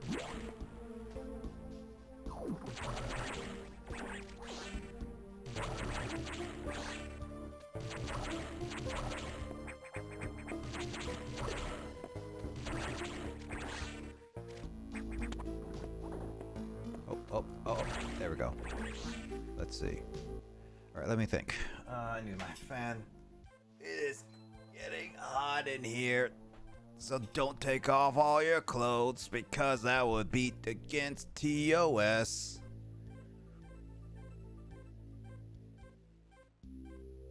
Yeah, the only possible way is to go up through that green area, but I didn't see anything there. Did I miss something there?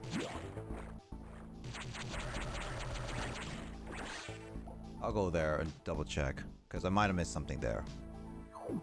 I went the wrong way.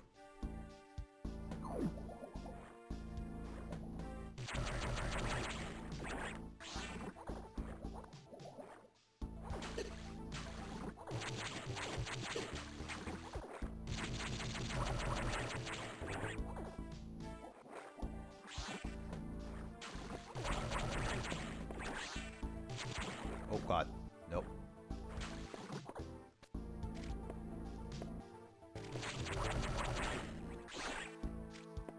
I'm barely holding on, so I have to be extra cautious until I get like all my health back. Never mind, I keep being reckless.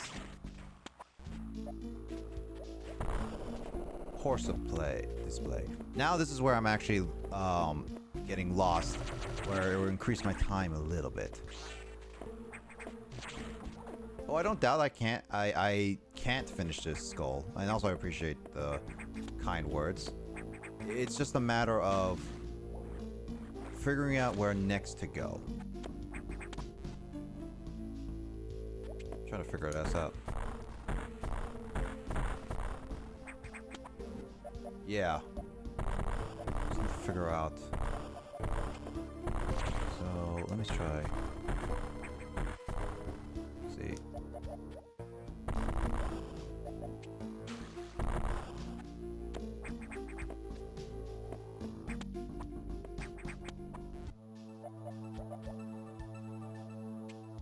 If you have to do something over here.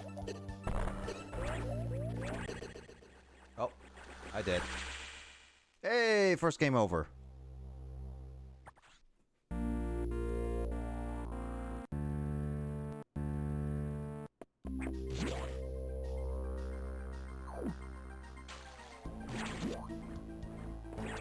Good thing I saved over here, so that way I can go back to whence I came right away.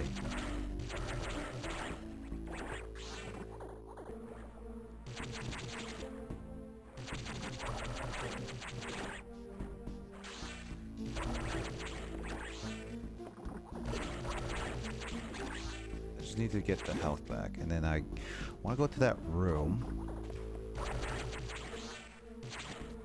Yeah, I need to get all my health back. Okay, that was my first game over, but then again, I was a bit. Oh no! Shoot!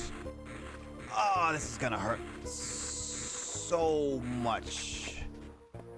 Ah, I lost a whole bar because I had bonked my head. Now that actually will irritate me a lot. God, I hate this.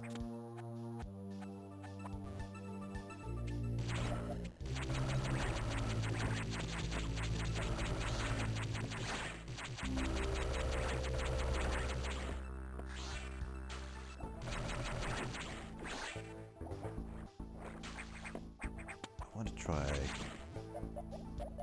to do with this room, eh?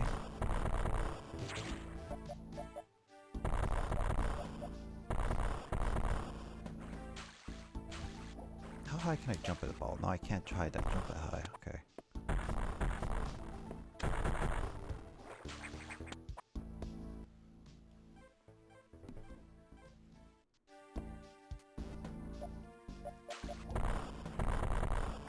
I know I can have Kraid find the way. That's why I'm not asking him right now.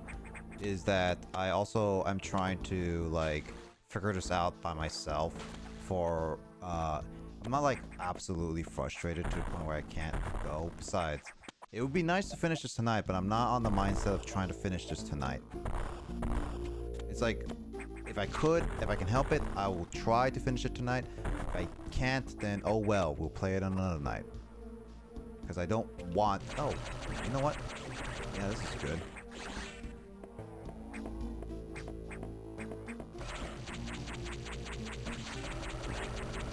Get some free health here. I feel like there has to be something in this room. That's a thing.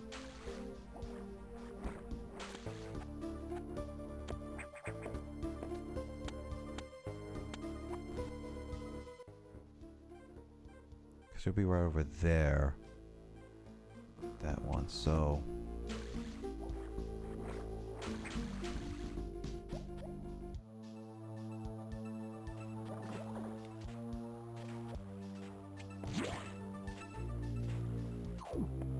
Oh wait, this box. Oh, I missed that box so many times.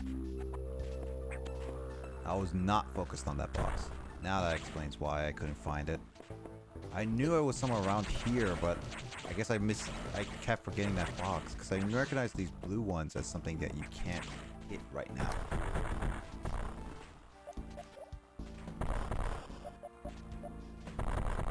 Oh, never mind, you can hit them, it just depends on the little things, I guess. Now that explains why. Ay, son of a biscuit. Give me that. Ah. Son of the beeswax.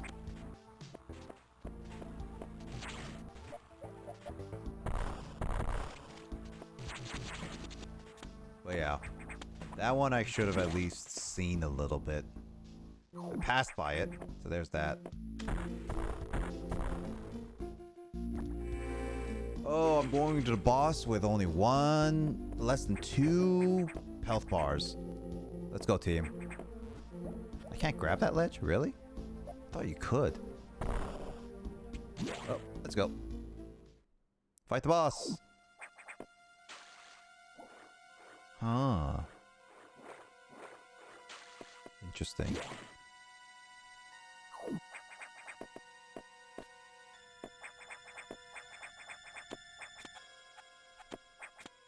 They really don't teach you the wall jumps.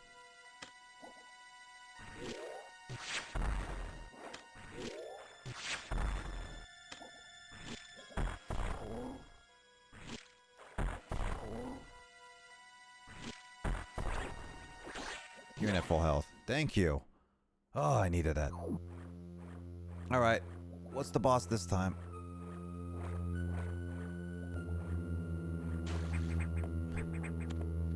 Hi, back. I'm dead. Oh. Whoa. Well, that was a surprise.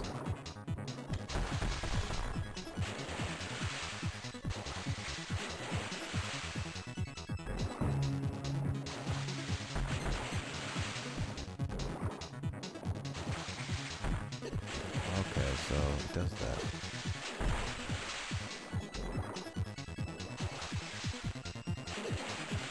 Man, this is hard to aim. This is definitely the hardest one.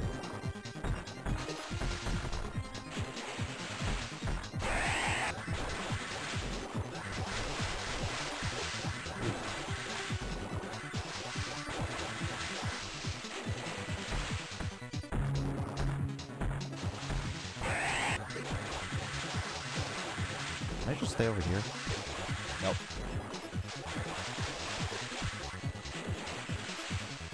Is it 3 times? I don't think it's 3 times. Feels like it's gonna be like 5 times.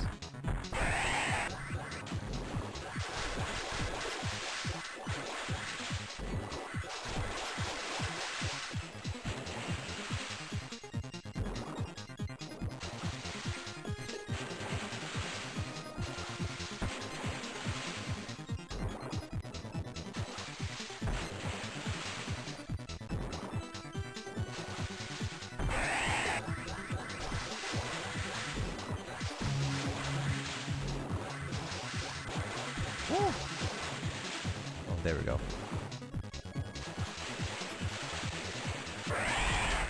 There we go. I knew it was like 5 times. Ah! Oh god.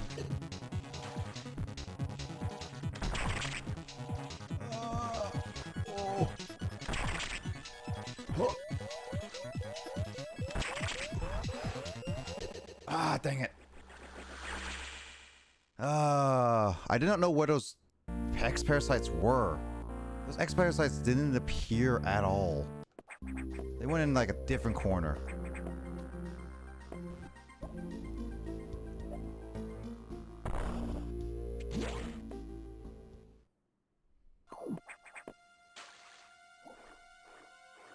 I think I kind of remember that dinosaur-looking skeleton before. I really don't remember this boss fight though. But I'm pretty sure I passed this one because I gotten like, what? 10 chambers of health? By the time I stopped? So, I clearly got to a point where I beat this boss. Unless I really somehow got lucky and found like a bajillion ones. Oh, there's a height there.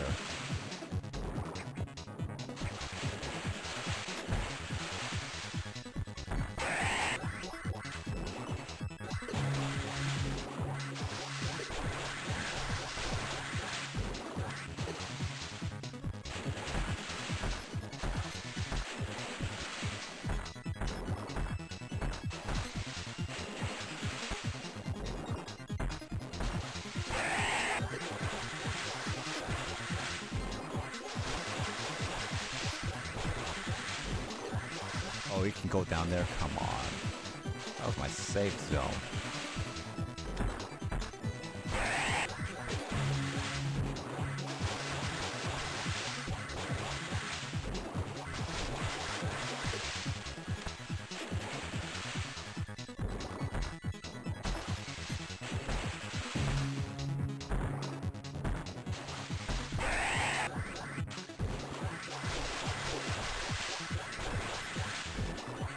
Hide.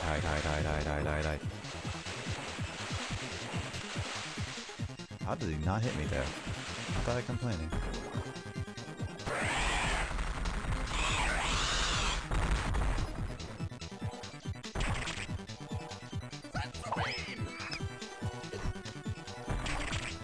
Oh, hey CJ, what's up? How you doing, CJ? Should be the last one. There we go. Get back here.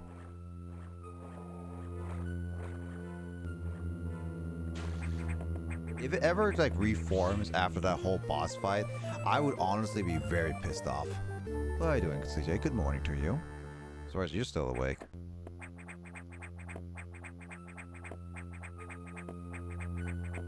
Well, I beat the boss now. Took me like two tries.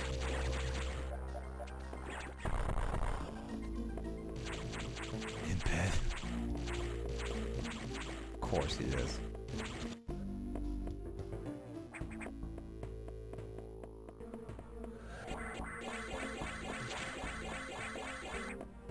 Do this.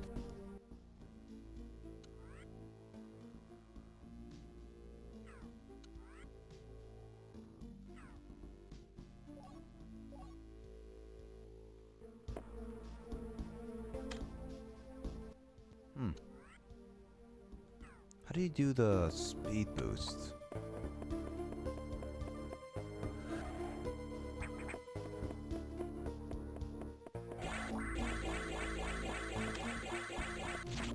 do you do to speed? It's like you can still shoot. I don't know the button though. Okay, so it is still A.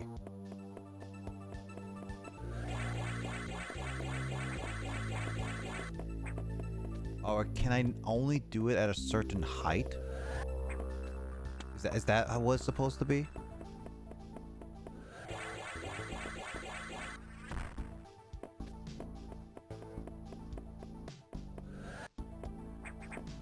So I can't do this part?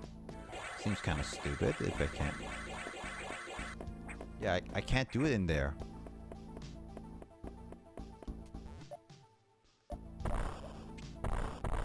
So wait, so...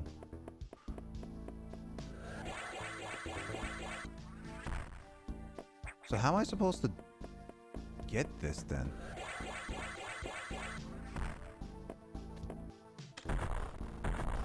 I guess not.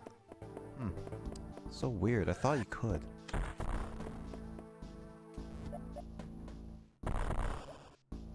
Oh. I was looking at the wrong way, guys, I guess.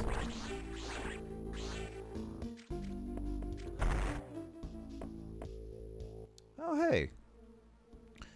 So now I can do the speed room over there.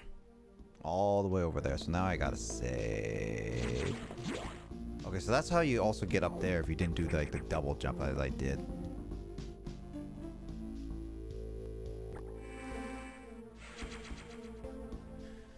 Oh, la la la la la la la la. Ba-da-da-da-da-da-da-dum. Yeah, but I think plans for next week is definitely gonna be like, depending on how far I go for tonight, I'm not 100% certain. I still will, I'm still gonna probably cut it off at around like 2 hours from now anyway, no matter what happens. Because I really do need to keep a consistent sleep schedule, because if I'm gonna go to work full-time, I gotta keep a consistent-ish sleep schedule.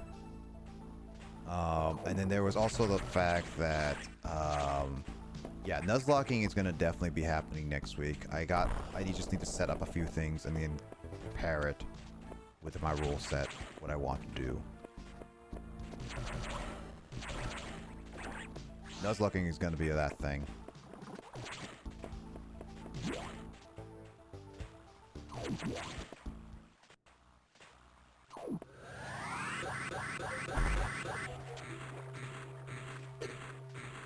Why would he not make a wall there?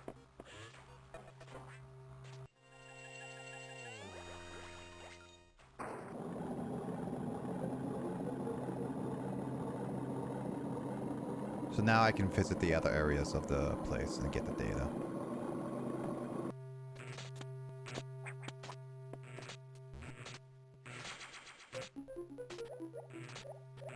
So yeah, I have my Nuzlocking things mostly set up in terms of the game, but I need to make sure I set out the rules, tinker around to make sure things aren't broken. So yeah, I'm definitely going to be like making sure things are working with the Nuzlocke before I even commit to that tomorrow. Not tomorrow. Tomorrow is D&D session. What I'm talking about. I think D&D is still going on.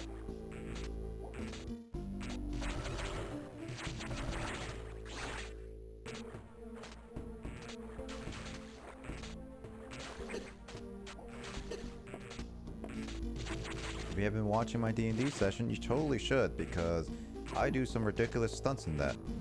I highly recommend it.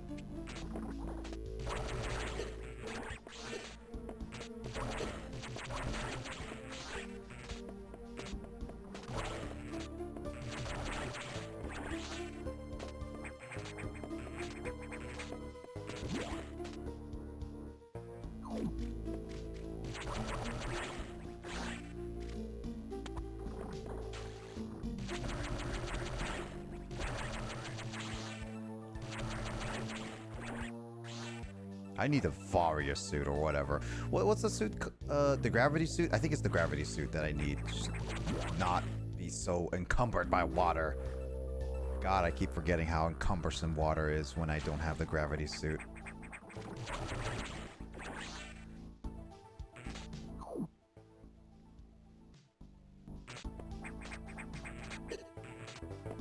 Yep, it is gravity. Yep. So I need a speed boost there.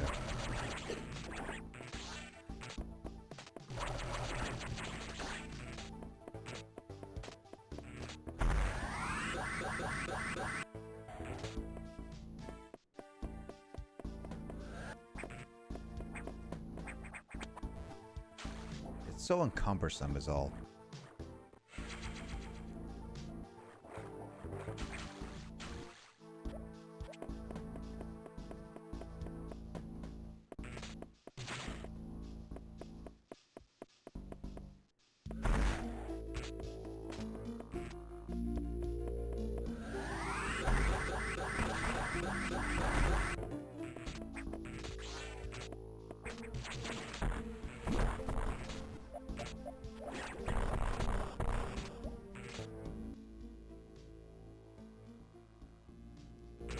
I'll go down over there because the right is definitely what I need to go, but this way is more exploration.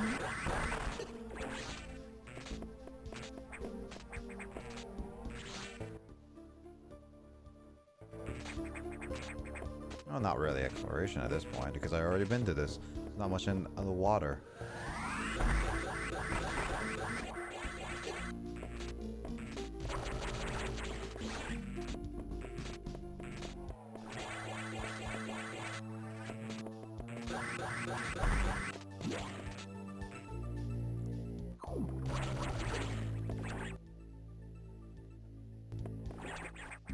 What the fuck?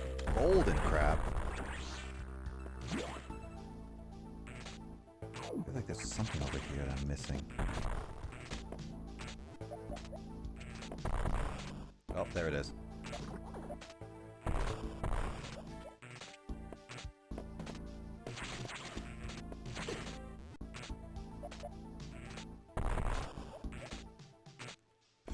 I was gonna say, please be an energy drink, but no. Of course it's not. Why would it be? I need to go to the recharge station. I am gonna die. You're not kidding me. Why does it change to a missile? What the health?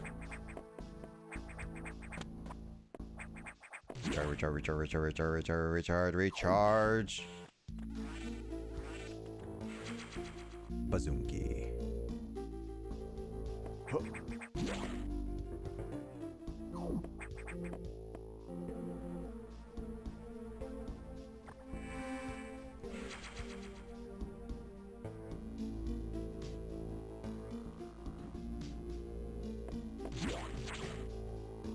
Playing on this kind of controller, the 8-bit do controllers actually feels really nice. Playing on this with the analog is really nice.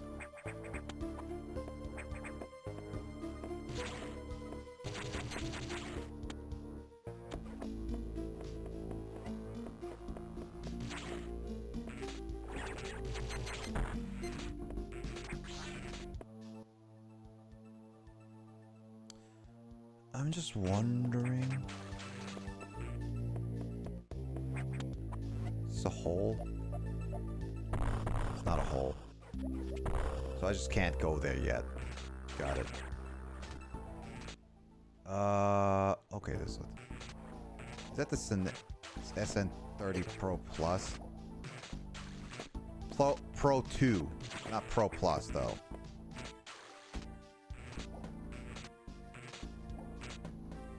Yeah, because like I think this one's better than the Pro Plus specifically.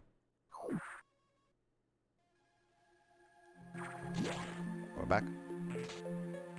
Seems like the right way, but I want to go this way.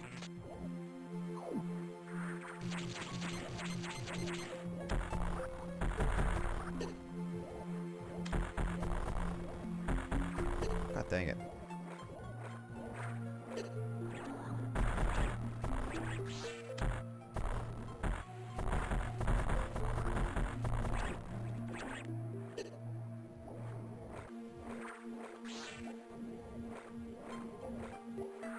Yeah, there we go.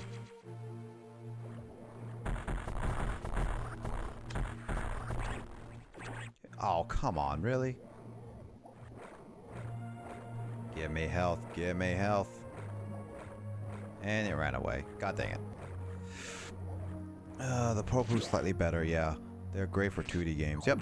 And it was like one of those things I was recommended to play because like I have the 8-bit stuff for like the analog pocket, analog stuff on the actual controllers. Stuff like, yeah, I could play on the actual SNES ones and stuff like that, but this one, oh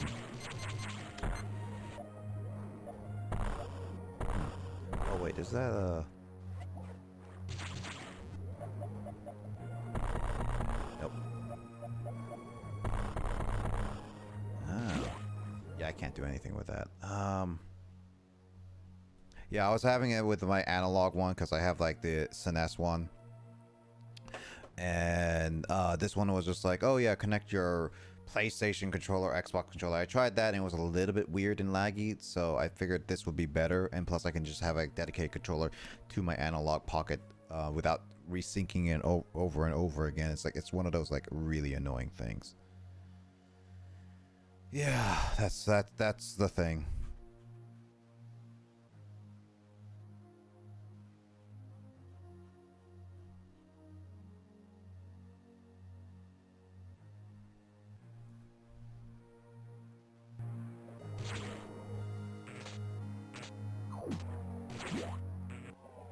Figure this out. So I can't go there. I can't go there. I can't go there. I need to find a security room.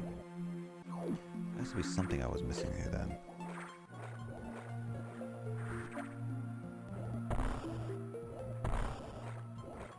I'm not dealing with you guys. If you guys are gonna use a lot of like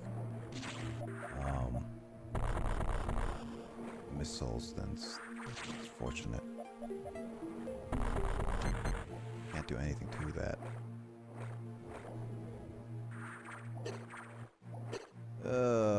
I'm being reckless.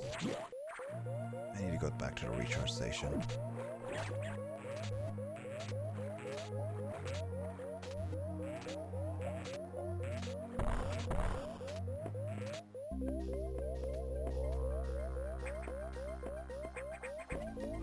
Man, Samus is having a beeping noise. It's almost as bad as Link having that ding ding ding ding ding ding. Which is worse, Metroid or Link? I think it's more high pitched. This one's more constant though. Put both high pitch and constant together, that's just a fully annoying thing.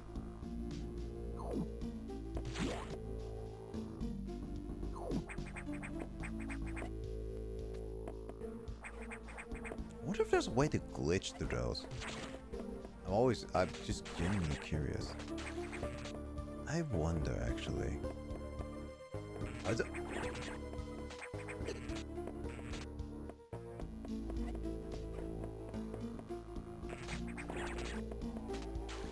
feel like you can make it there. Just enough timing. I really feel like you could.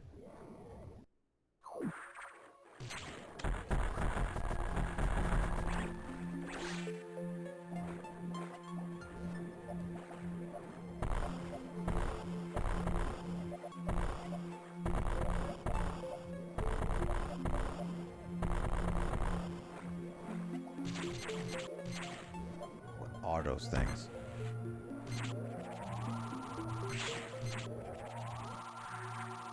I keep forgetting I have a charge beam in this game.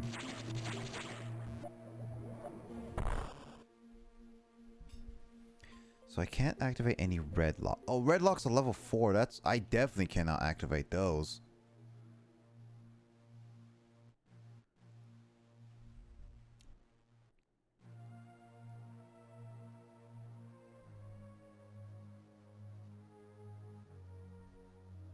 Oh wait, you know what? I'm not supposed to do anything now. I never activated the navigation thing. Oh, it's been so long since I last never did a navigation. That's the problem. That's another thing. Every other one had at least like 2 navigation. This only has 1.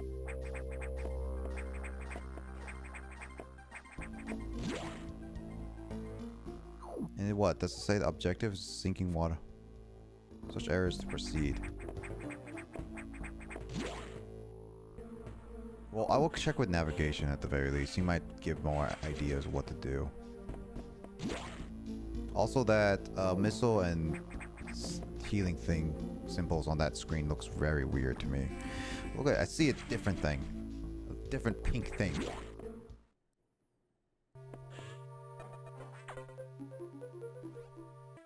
So Ceres had been affected by the X2 too. Well, as a result, you recovered another ability. At this rate, you may be able to face the SAX yet, but that's still a ways off. HQ has more support data. This time is a missile upgrade data. You desperately need this, but the data room here is sealed with level 4 lock, the highest security level. Let's avoid opening sensitive areas unless it's necessary. Also, the route to the data room sector is blocked by still more SAX activity. I know a deliberate activity pattern as if it's blocking your recovery intentionally. Samus, it looks like your best option for this download is in Sector 3 Pyre. You'll find the PYR data room in the map after using the navigation room there. Yeah, I just didn't navigate. It just wasn't... I guess my thing about that is just like there weren't any navigation, so I didn't really think about it right away. Because all the rooms have like 2, and then this one was just like the only one. It's like, whoop.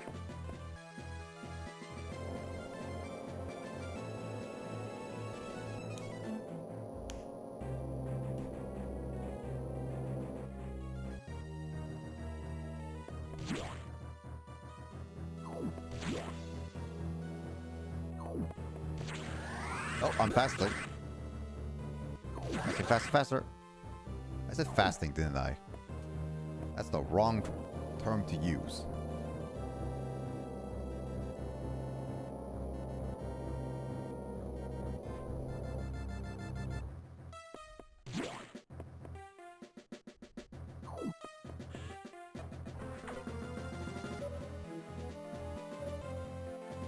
Decently big. Thankfully, the X have not invaded this area yet. The data room is still sealed by another security hatch. In order to download, you must find a security room here and activate level 2 hatches. This may allow the SAX and X parasites into this area, but we have left with no choice.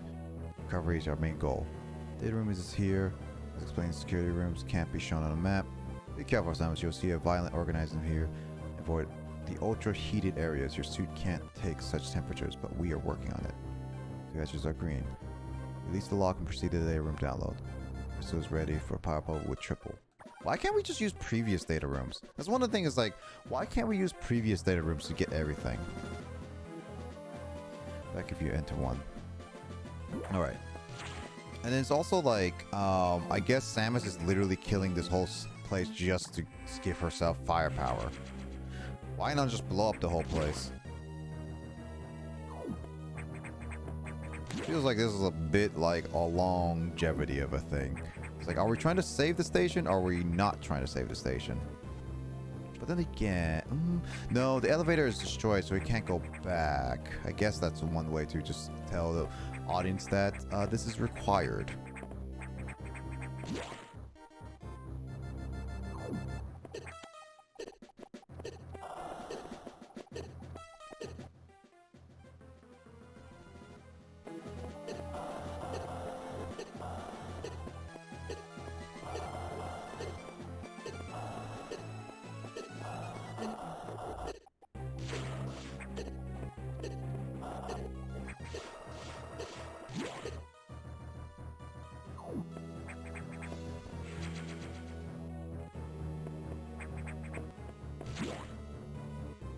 I feel like I really shouldn't have come through this room.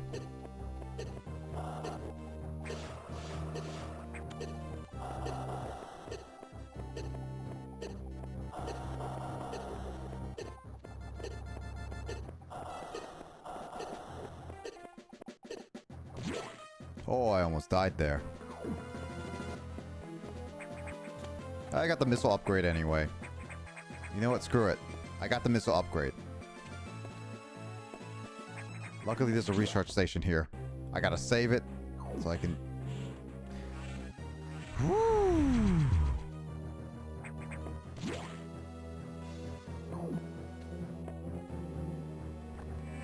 Bum ba da ba da da ba da da da da da ba da da da da da da da da da da da da da da da. All right, let's see.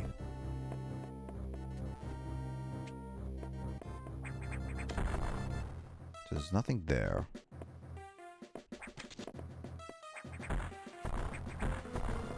Ooh. Sheesh. I swear, Max really taught me that. I mean, yeah, Carl speaks that more often now, but still. I think Max is the one who really like, starts saying it. And I was like, I really want to know where did sheesh come from? Like, seriously.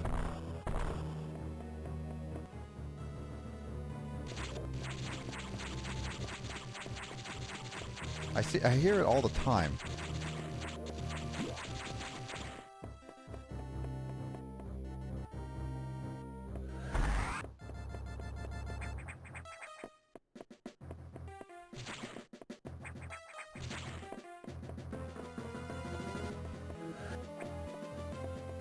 Oh, I have to jump for that.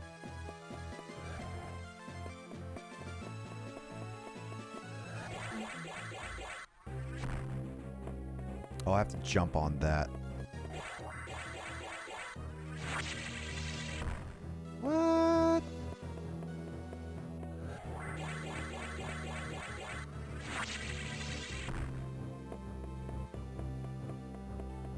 Try this again.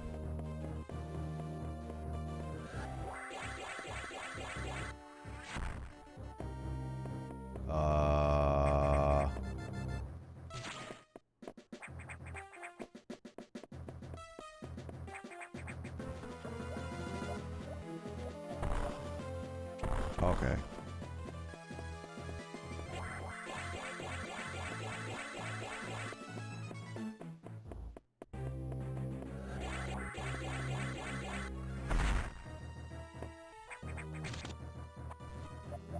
I was gonna say, they can't soft block me in this place.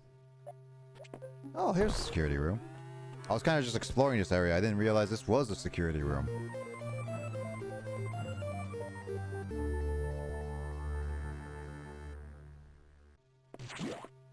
But you know what? That makes a lot of sense now.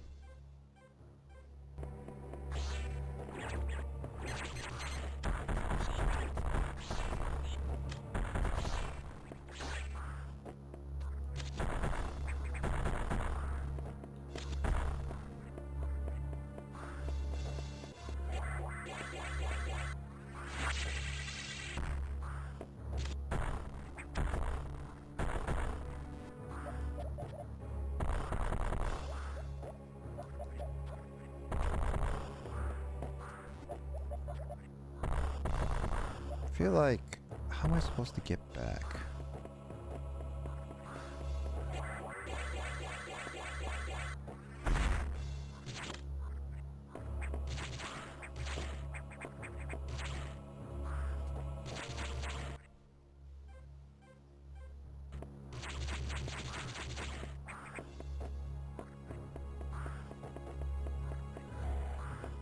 Oh,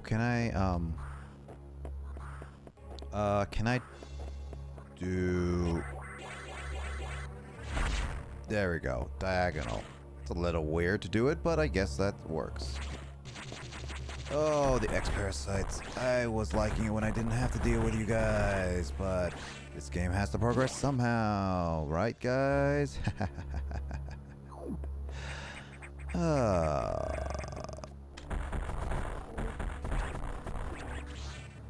Nope. You know what? This works.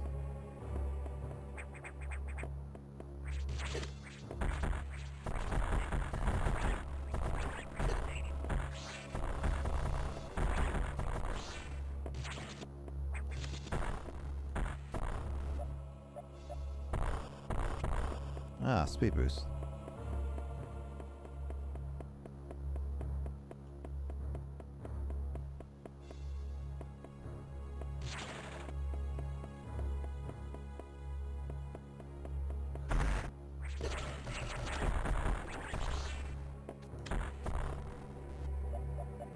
Oh, shoot.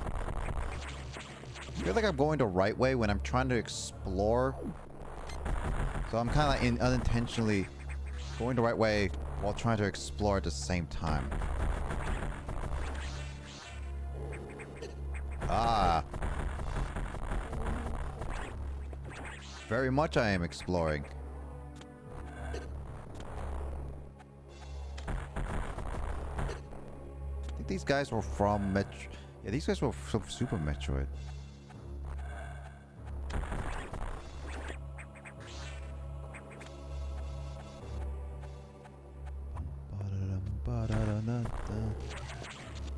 Oh, you can shoot down. Got it. Hi. No, okay. One thing I really would like to criticize about this game, the ladders are really finicky. I feel like I should grab them, and they're not being grabbed. And then jumping off of them is a little bit finicky. I don't know. How the heck did that get destroyed so fast?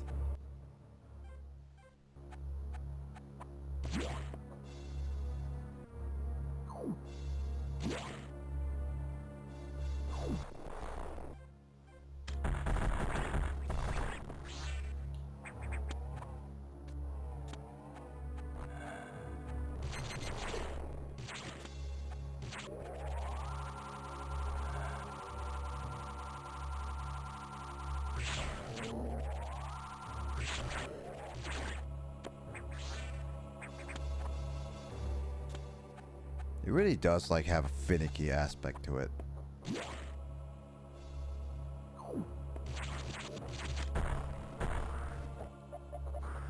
I need missiles. Speaking of missiles. Oh, give me that. Give me.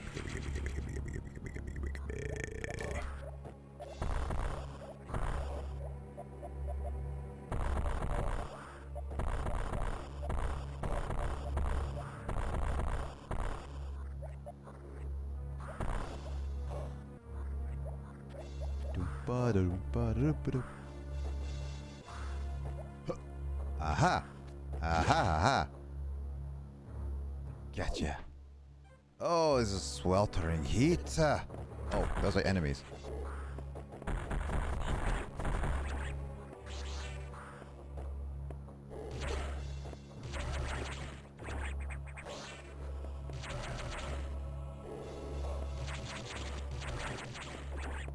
The sweltering heat's getting to me.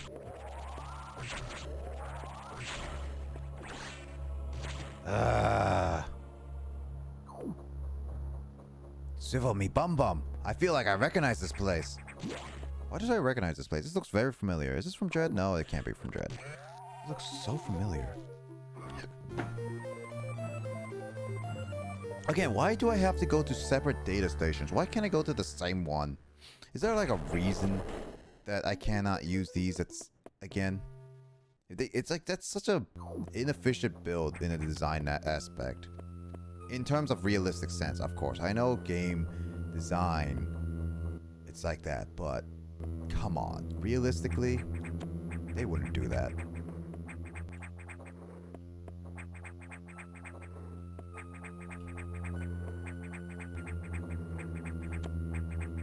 I know I'm putting like a realistic twist into this, but come on. I gotta. That's my... Oh. Hello.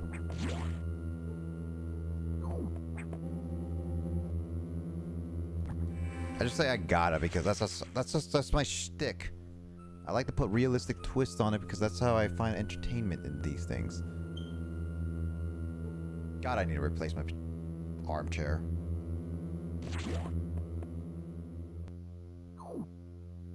Oh, recharge room.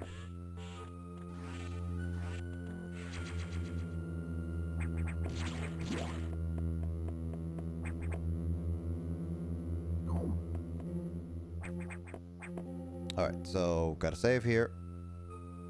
Gotta save.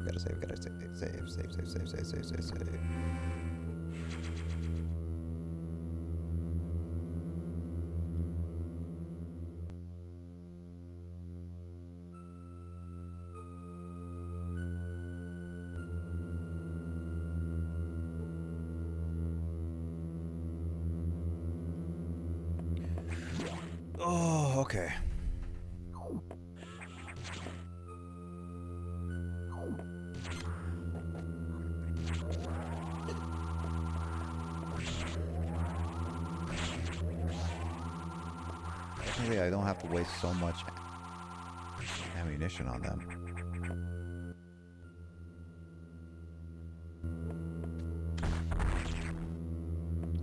Oh. Okay, so they're already super missiles. Okay. I can go back to certain areas if I really wanted to.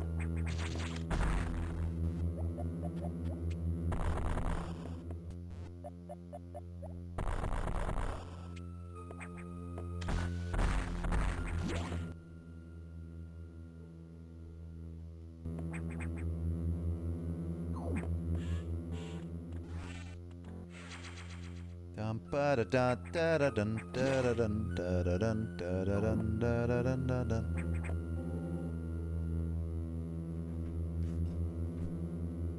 Oh, save. It's a good thing Game Boy Advances don't really need to replace like a battery for saving, like it did with the Game Boys or Game Boy Colors. Like, that's how bad they were back in the day. And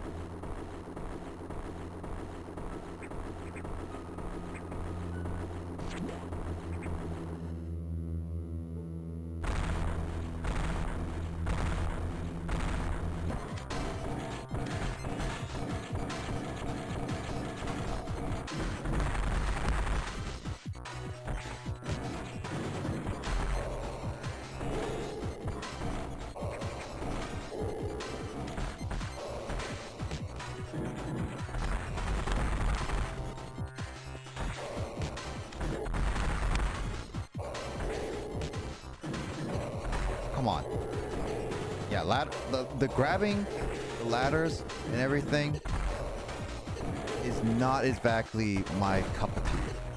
I'm very much like, that is very much my struggle right now.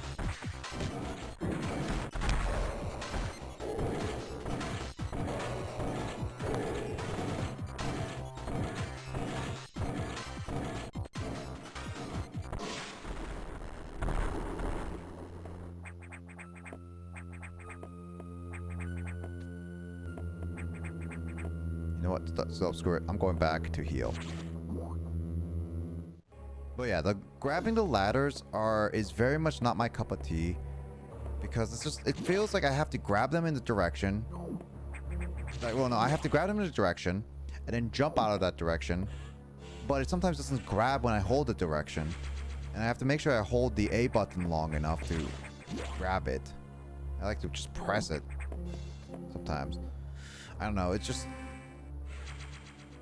very not intuitive, in my opinion. I think that's one of the worst aspects of this game mechanically right now. Is just really much grabbing the ladders is really finicky. Especially since they designed the aspect in certain ways of boss battles like that and enemies. In platforming, it's not exactly great.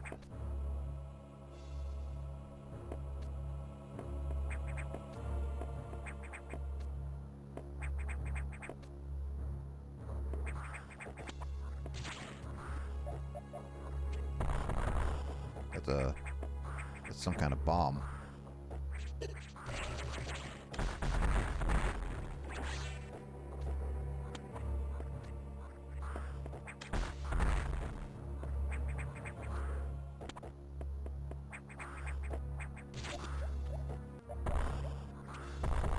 Super. Oh. Yeah, I can't do that then.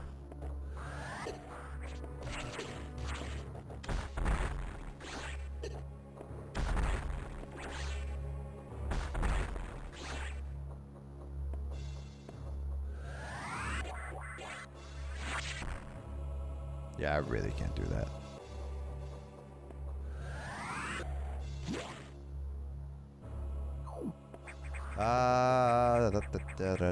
Oh, shoot.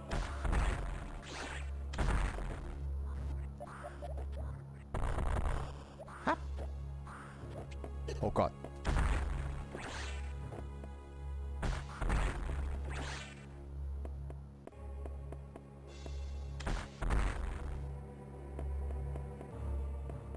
There's something here.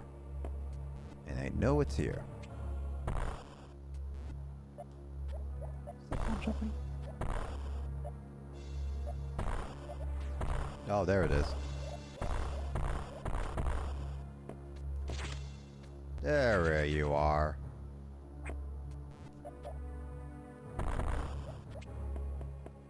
There was something to do there. It wouldn't be done it that way.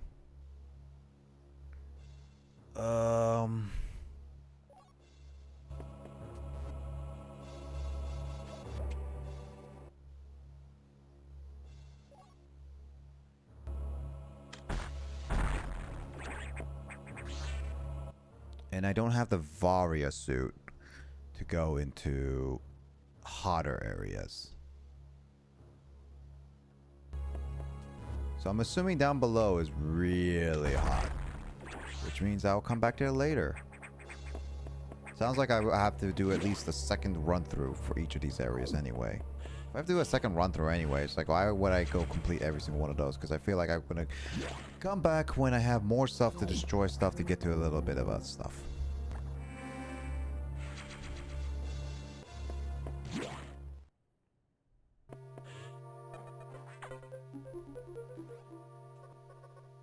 I see that you encountered a rogue security bot. You may destroy it if you meet it again. Your safety is vital.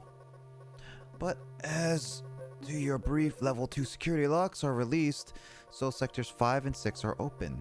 That means the still sectors have likely been infiltrated by X. They are much harder to stop than we initially suspected. If the 5 arc is sub-zero, you still susceptible to cold from the effect. Though you'll take damage even if you set foot inside there.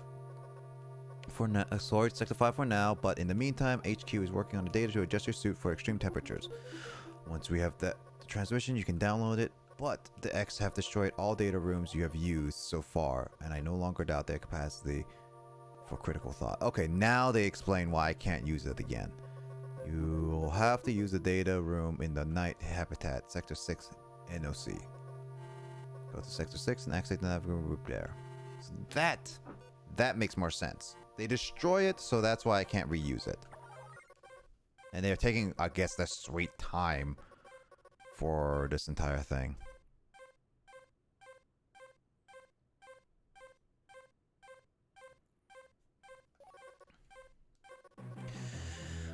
I was waiting for you to say why. I mean, it took a long time to explain it, that's the thing.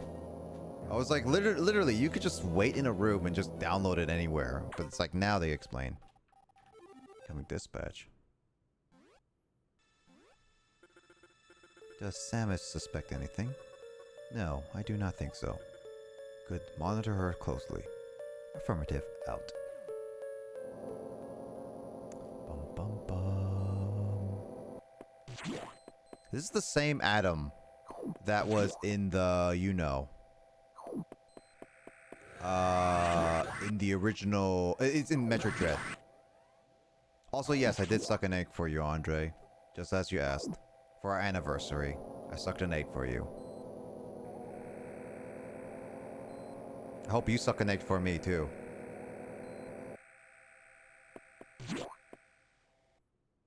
Remember, it's our anniversary, so we gotta do something special. Galactic Federation? Nah, they're not sus. Kraid, what are you talking about? The Varia suit data is here from HQ, ready to download. Get moving to the data room. But there's a problem. Oh, infiltrated the Sub-Zero sector from the Sub-Zero sector are in Sector 6 knock. Oh, there's also another problem. And they've changed by the cold. If you absorb one, you'll be frozen from within. This seems like a deliberate tactic. Once you download the Varia suit modification, you'll be out of danger. Just be extremely careful until then. The knocked reader room is here in order to avoid the blue X. Use the beam to stun them in order to get by. It's your objective clear. Okay, so I don't have to use a security room.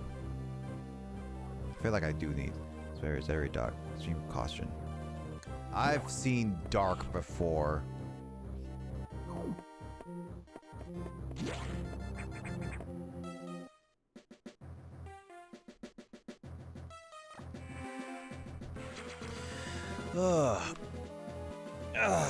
How you been doing, Andre? I'm just playing this game for probably a little bit longer, and then I'm gonna end it off. Cause, you know, it's getting late. I gotta get ready. Oh, hey, pretty.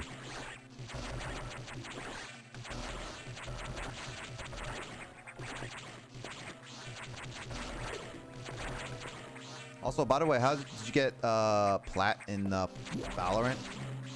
I saw you were trying to achieve plat, whatever that means. So I assume that you're trying to receive a high rank.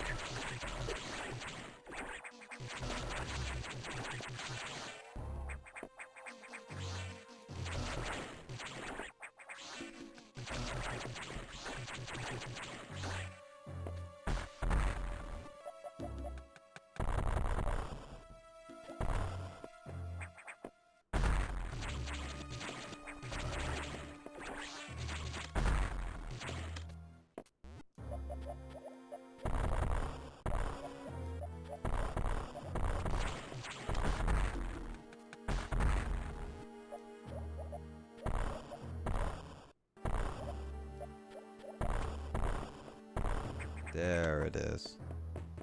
I can't get that yet.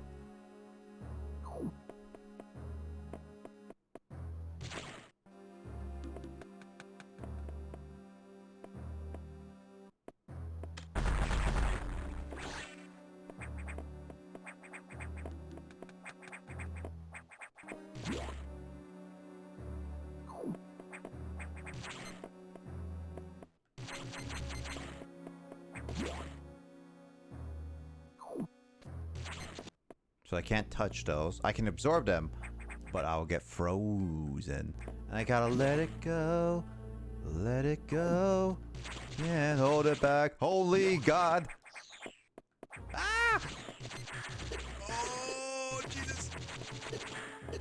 Jesus. That was a bad idea. What? Stop it. I figured that was a lie. No, I didn't.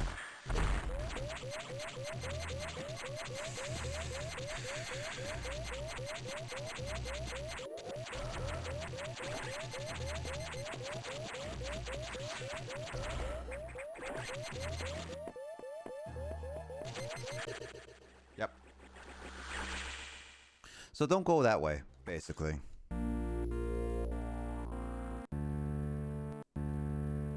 So when the Samus ever dies, I just wonder, does that mean that I... What does that mean? Is that like a virtual simulation of what would happen? Or was that like, I wake up from a bad dream?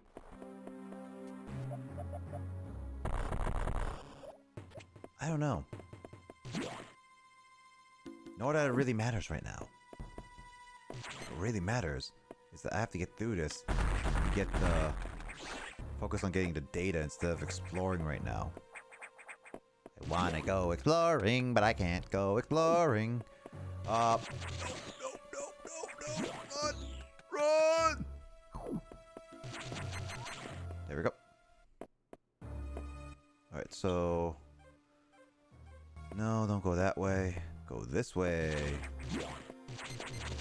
Ah. Oh, you jerk. You jerk. You made me free that thing. Alright, so I have to go straight down. Ah, you son of a gun.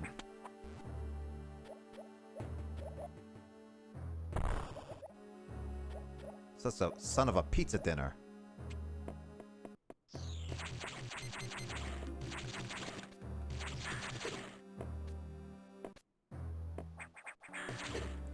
Come on. That was a jerkish placement.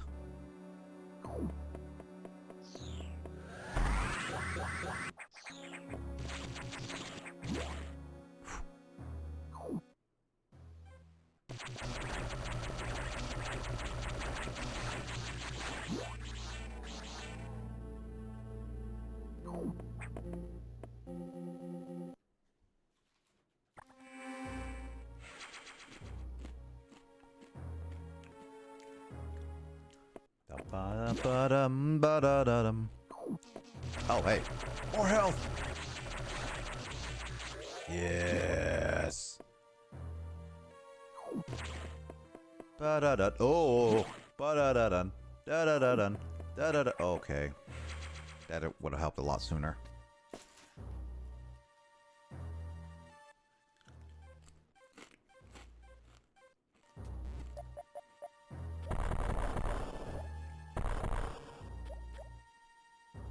Ba da da da dun. Da da da dun. Da da da. Oh. Oh. Oh yes. Now this is where I remember. I know exact. This is the. I recognize this room.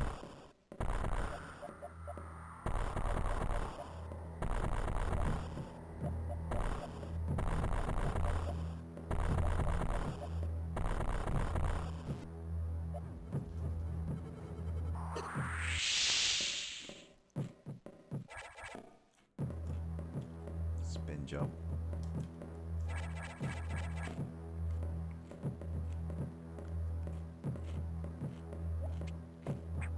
Okay.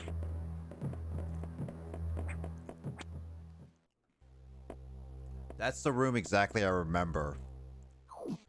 Facing, seeing that. That was design wise. I'll say probably like I didn't fully experience the whole, you know, power bombing everything, but I think that was it.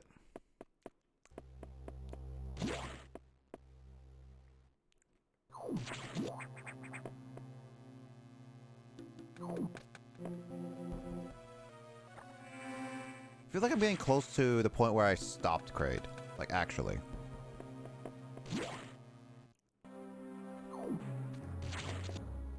But, oh! I hate life. Stop it. Oh, this game is getting a jerk. Yeah, no worries, Kraid. Get some rest. Thank you so much for staying up with me anyway. Get some rest, you and Skull, alright? Oh, hey, that was a one-hit KO. Ooh, that's awesome.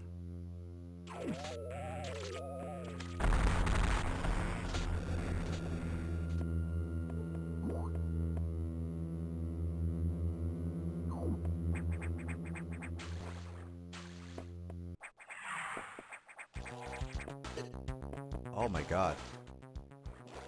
I was too distracted.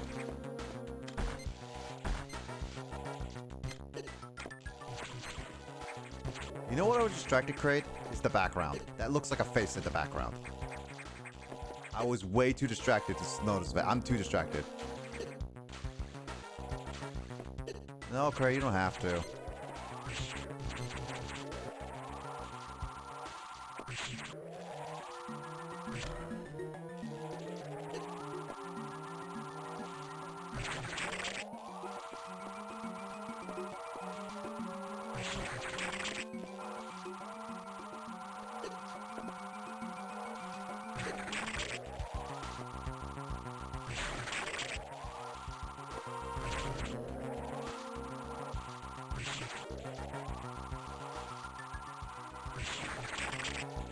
Is charge being the only way?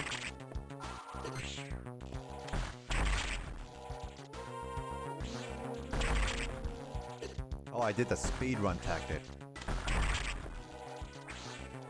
Hit it like frame perfect. Okay, that's one more hit.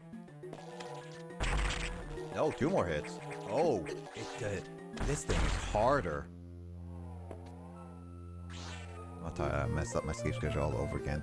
It's because of Frog and Matt, isn't it? You know, when is Matt gonna stream again? If Matt were to stream tonight, I would have rated him tonight. Matt, stream again. Matt, stream again. Now I got my warrior suit. Dude, it was really nice for Matt to stream again. I missed the streams. Even though didn't do much, I honestly legit missed it. Even Andre got to say hi too.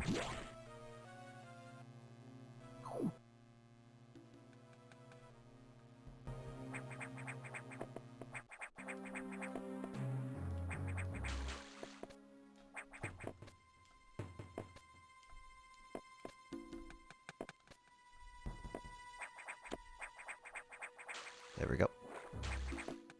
You know, one thing is like I always want to consider getting a streamer house for those who really want to like do content creating as a job for a little bit. It would be so much fun to just like actually play games on a regular basis. But you know, I know like content creator house is one, very expensive, and like that's a lot of commitment. You need to build like enough of a reputation in order to do that. Like, and also like content creation in itself, that thing is a face. That is a face back there. I don't know if you see the same thing created, but that is a face back there. God, that is creepy. I don't know if that was in purpose or what. But yeah, content creator house is definitely one of those things that that would be nice to have, but it's not, like content, like the thing about content creators is that you can't stay on it for a long time. It's not a longevity job. I will guarantee you that. It's super stressful. He does that face. Yeah, Craig, you agree with me.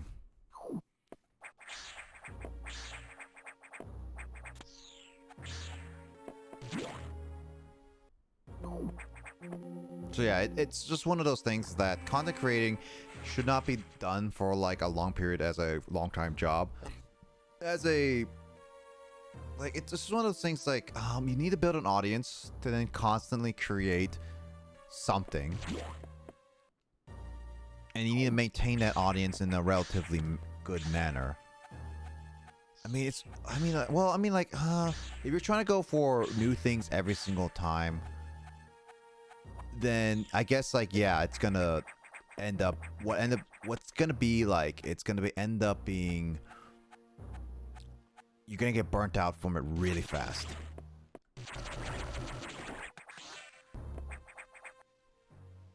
Now, regular content, like creating like people just like regular let's playing and stuff like that. Ooh, I almost missed that one.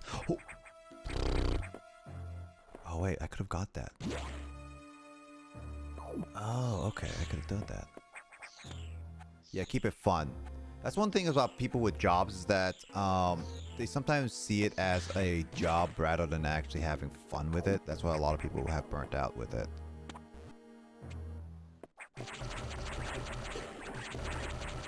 Hey. There you are. That's why I respect people with like let's playing and stuff like that who just do regular let's playing casually, doing other things on the side.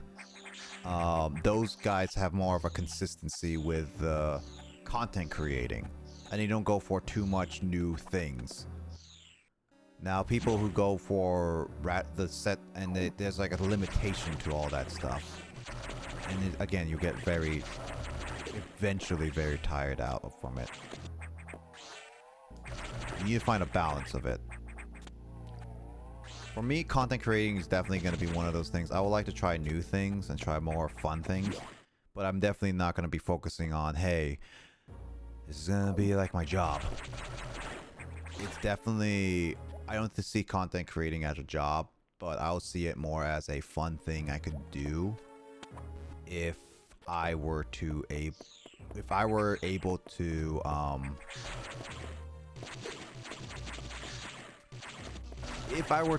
make money off of it.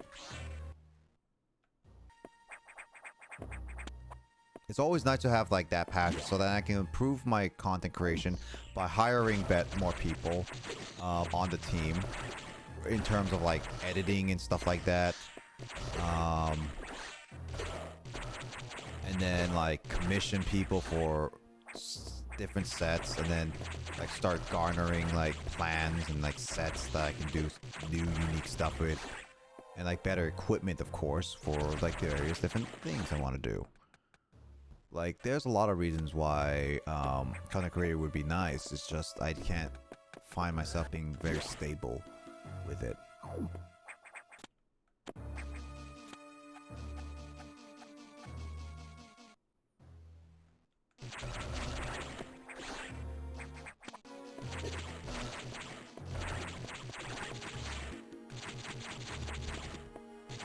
Maybe one day I'll actually have a streamer house, but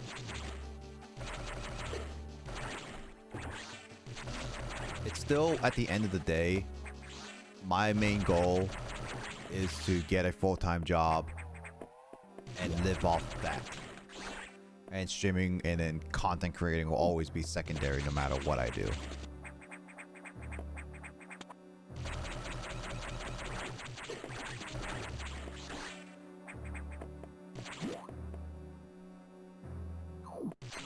Oh yeah, this is it. Get back here, you sons of a guns.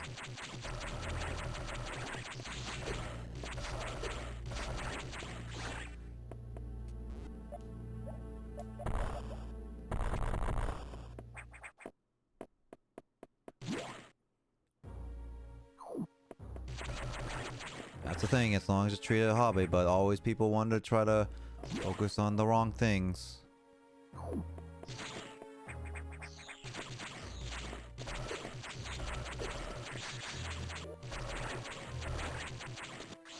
It's also like content creating is also extremely difficult if you garner audience.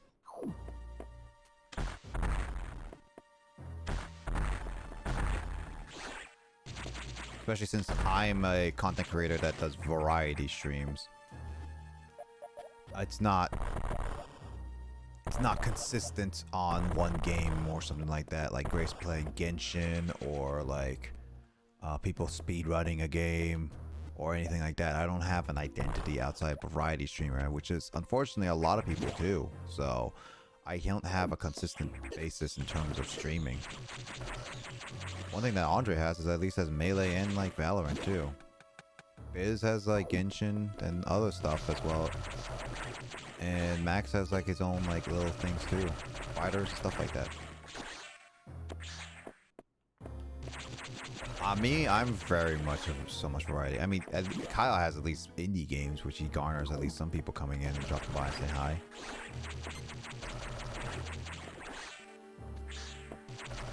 And Carl has his own like, it was a little bit of Duel Links to now Pokemon Mystery Dungeon, which totally fine.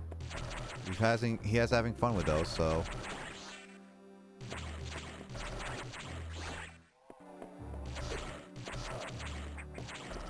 It's fun just talking to people.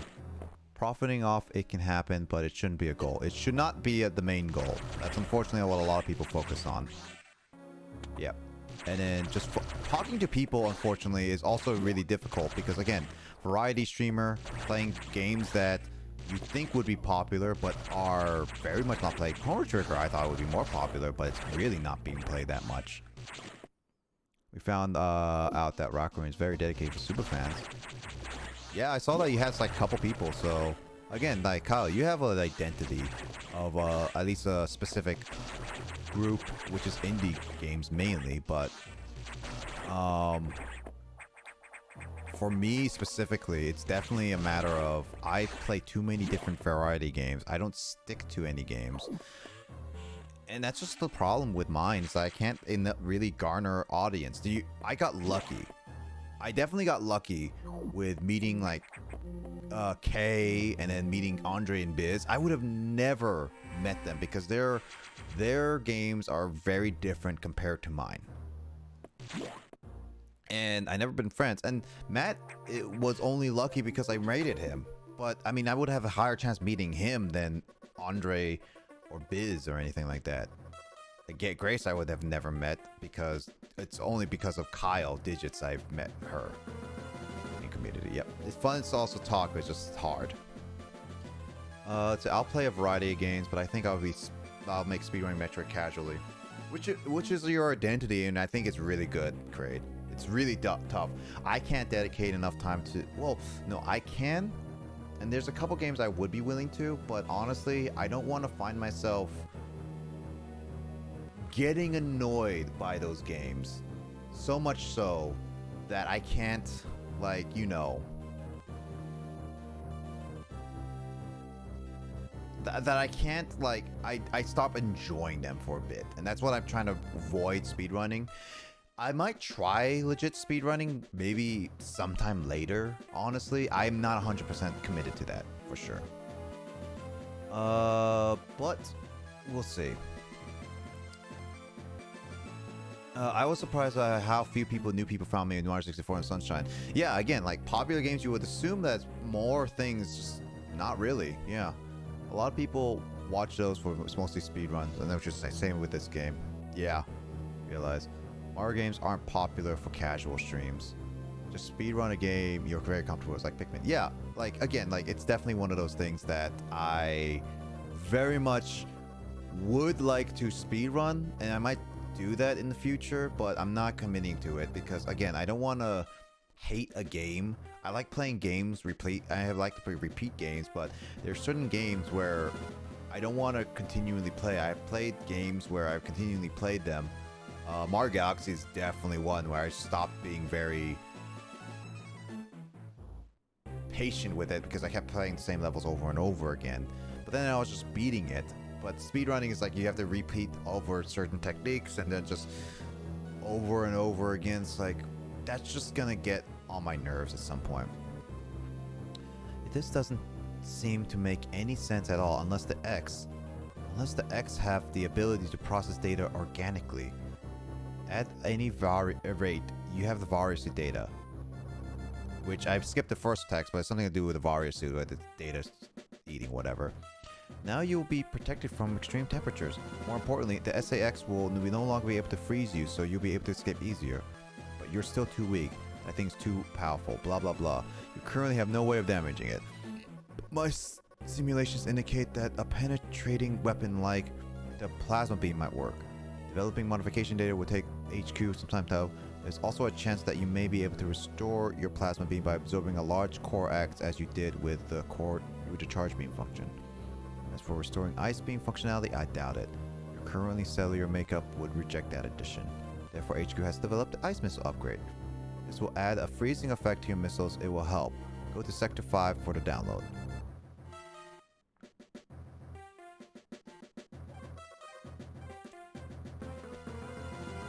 By the way, Kyle, if you're still here, doesn't that map look like the Metal Gear Solid map all the way up there in the corner? Because it really does remind me of it, honestly. Or you know, like that back of your hand, yeah. Seeing the frog casual speedrun Banjo-Kazooie influenced me to go casual speedrunning. I get this at 2:35. I bet you do. This game is really short. I'm already going through this. I would say, like, based on your 20%, I'm already getting through close to 40% of this game already. And what, have I been playing this for like a little over 3 hours now? I should be able to beat it next time. If I can get around 50% progress-wise by the end of my stream, then I should be able to consider this like I've beaten like the second playthrough. Sub 2 hours is my goal one day. One day. Yeah, don't ever try to... Like, this is one thing. You should always put a goal out for yourself, but don't always put it as the highest goal, because that would end up making you very disappointed in yourself. That's why, like, I've seen some people casually speedrun Mario 64, but never go for like, oh, I go for like 20 minutes or less kind of thing. Like, they always go for like their own personal goals. 30s for now. Yep. Need to download the data for the ice meter upgrade, but as you might expect, the data room is secured. Level 3 security hatches are yellow. Release the security lock and download data as usual, and experiment with those new missiles. They will be helpful. Is your objective clear? You know you got it. Yada yada yada. So forth.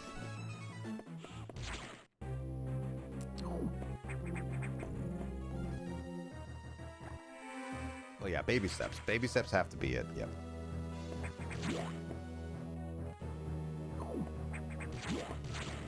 I don't know. It's far off in the future if I ever will think about speed running, and if I ever dedicate time to speed running. The way I schedule my streams, I would dedicate like one whole stream to speed running then, if that was the case. But I always find speed running a tad boring, just because I don't have much to say in terms of like what I want to say. And there's also the audience is also there. Having an audience really does help in terms of speedrunning.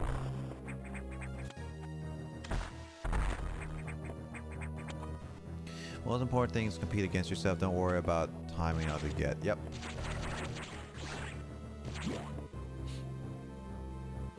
I know that Carl Fanto was once interested in speedrunning either like Galaxy. He said I asked him if he would be interested in speedrunning Galaxy, and he said he would.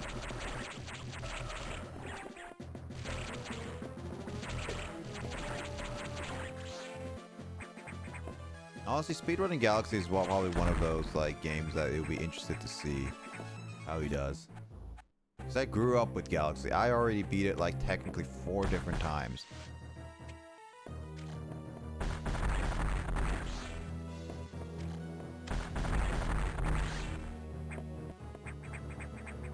I mean, he already speed runs like Dread a little bit. But doesn't do it on a consistent basis.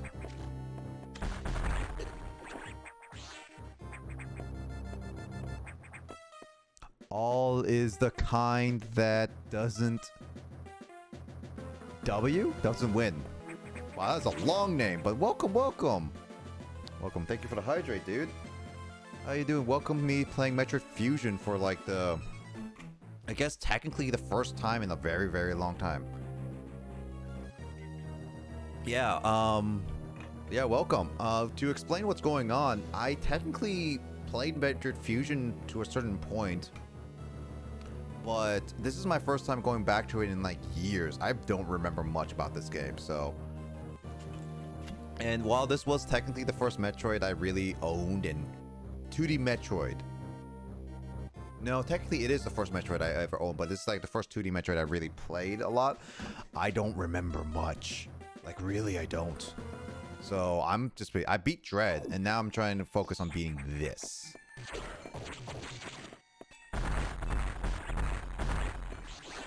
Oh yeah, are you a Metroid fan?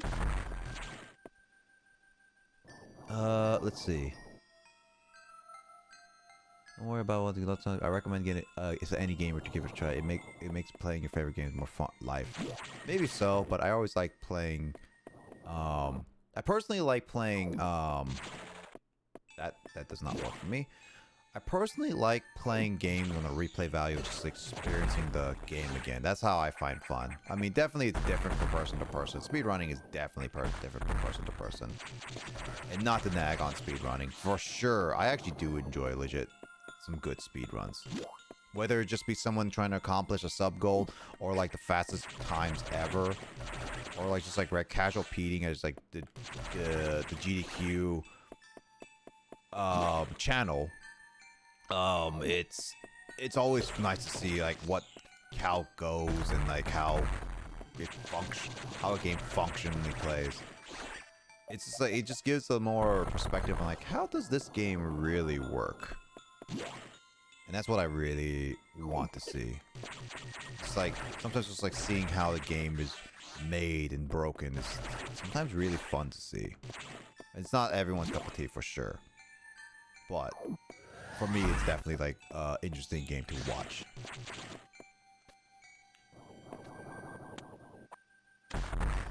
Ay. Oh, is that it? No, that can't be it. No. Can't be it. Come on.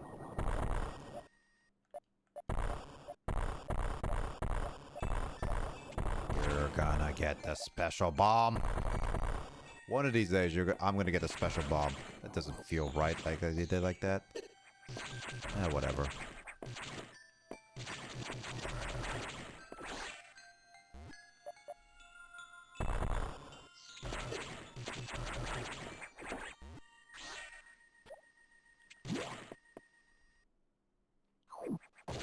Oh!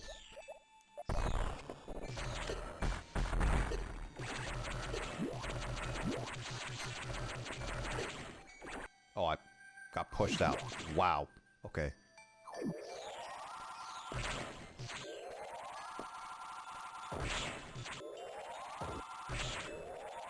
Oh, I can just do it this way.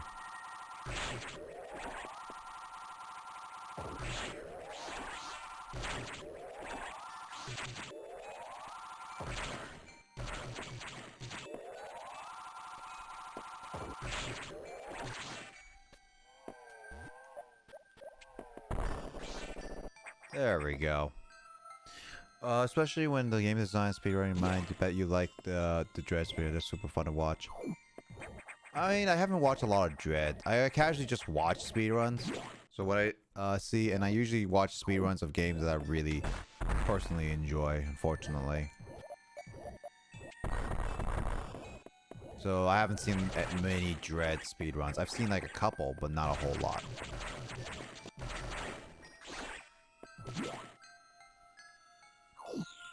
Hello.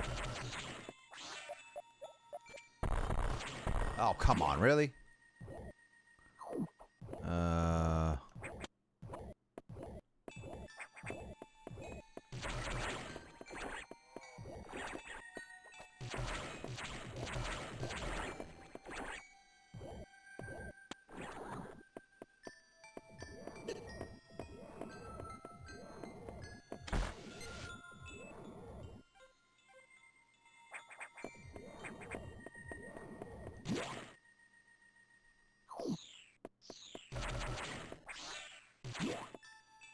Yo, Sai, what's up?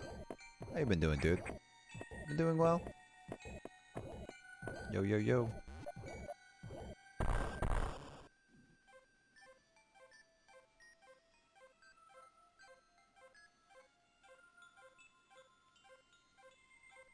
Been doing good. Just bought Jump King, so that should be fun. Oh, I saw a little bit of Jump King. I hit my mic again. Sorry about that, people. I saw Jump King, and that's definitely a frustrating game. I wish you the best of luck with that, Sai. Do not try to get too frustrated with that. At least I'll try to say that. Will I ever play something like that? Maybe. And there's also getting over it. Which, I don't know. Maybe.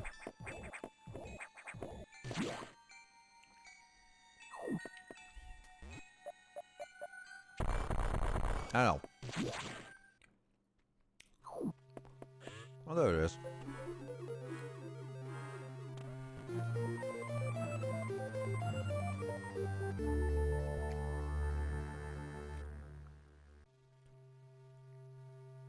Well, either way.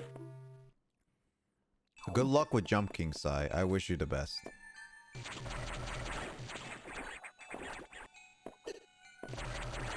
I beat getting over it with many rage attempts. Sure, it's not that hard. I mean, I guess like if you beat getting over it, I guess that you are more capable to handle Jump King. Because at least you don't have to deal with a lot of other physics, I guess. But it's still a very frustrating game, nonetheless. I'm immune. Well, should be fun, nonetheless. As long as you had fun with getting over it. Oh, come on, really? Immune is a powerful word, yeah. So you better be confident in that immune.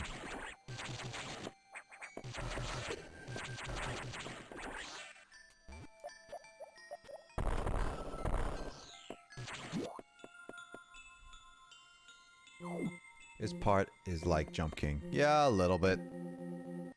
There's a lot of part of Samus Metroid Fusion that's like that, to be honest.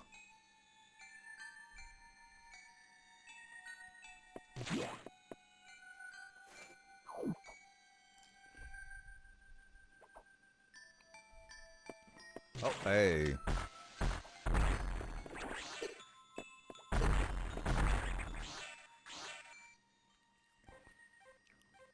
Okay. So, alright. Alright. I will explore.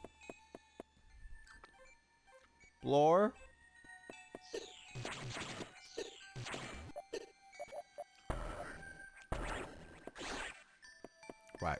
I need that.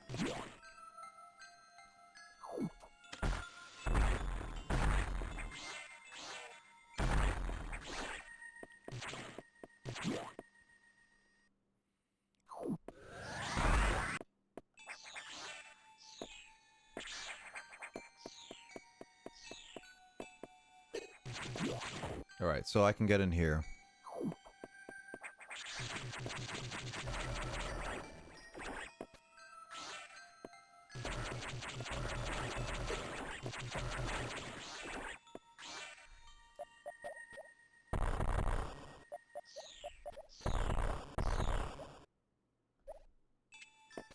There's nothing here. Alright, well, let's go down there then. I know I'm supposed to go to the data thing, but screw it.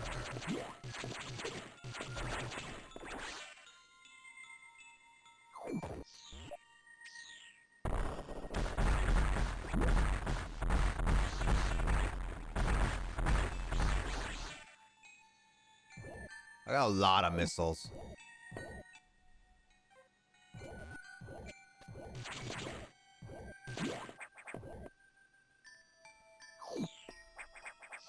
Exploring uncharted territory.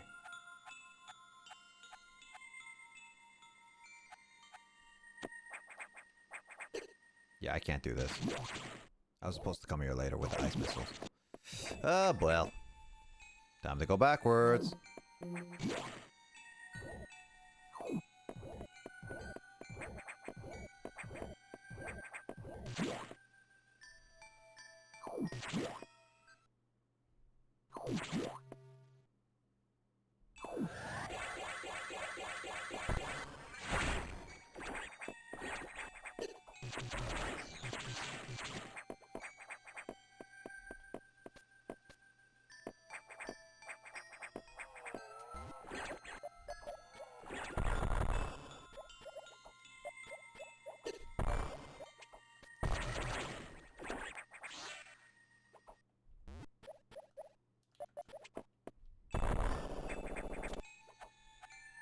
Now that I know this thing is here, an easy way up.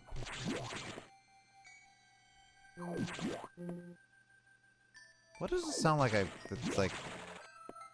It really does sound like it is like a health problem right up there. Oh, well.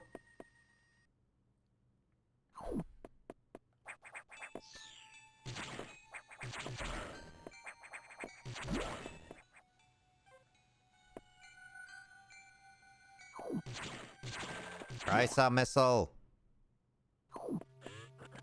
There we go. Now I can freeze enemies now.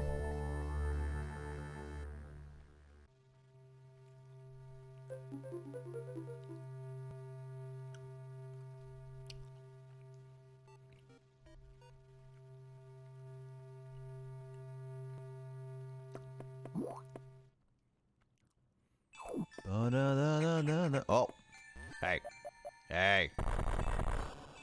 Get back here.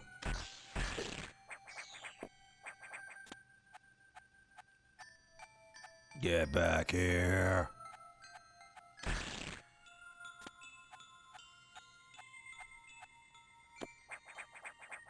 Dang it.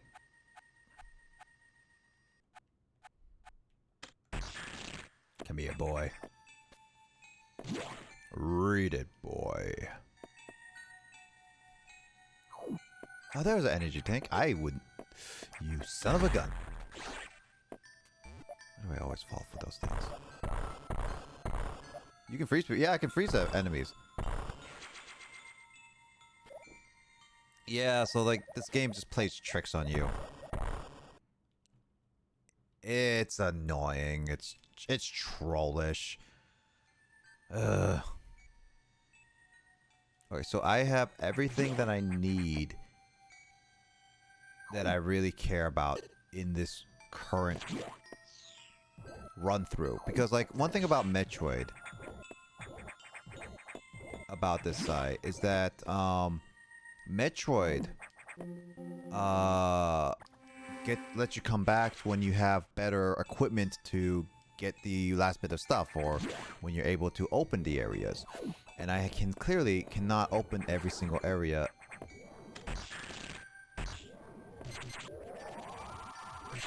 Wonder what I could do over here.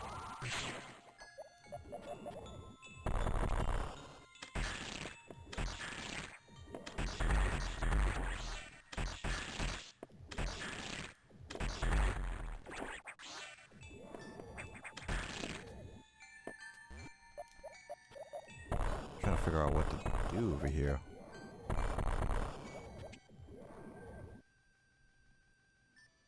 I need to figure out how to get back.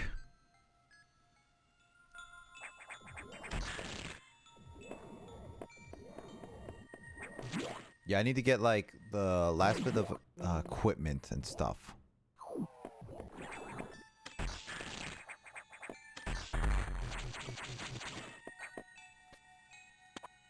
There we go.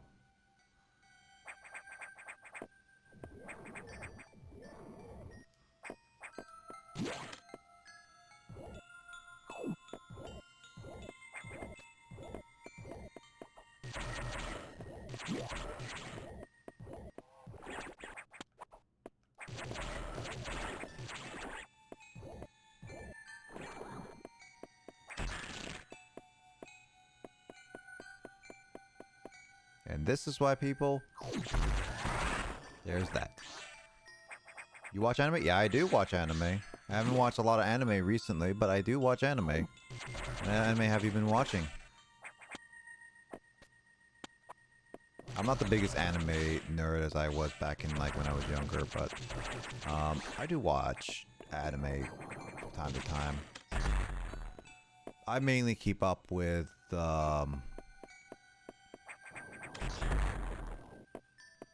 clips and stuff, really.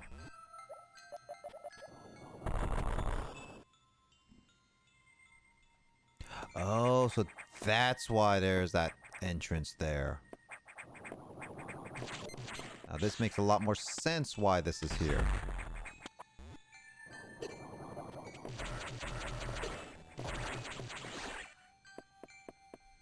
Got a few monies to spend. Might buy a map maxes pixels. Yeah, it's true. I mean, that is that. I mean, what kind of... there's a few good anime games I've heard, depending on, like, your taste, as well as, like, how good the game has to be. I mean, are you big fans, like, because obviously there's the big shonen ones, like One Piece, Naruto, and Bleach. But Dragon Ball has, like, big ones. And, oh my god, there's something in the background. Dragon Ball has some big ones that are more fun for Dragon Ball fans. And then there are One Piece ones, which I've heard the One Piece ones are not that bad.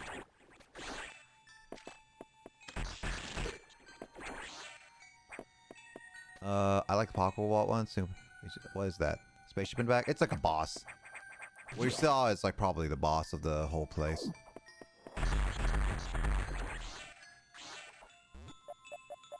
So you like Dragon Ball? I mean, there's like the Dragon Ball game, Dragon Ball Fighters. It's more fighting game than anything, yes. But the thing about it though, is that it's really, like, it's really well made. Because what I mean by that is that,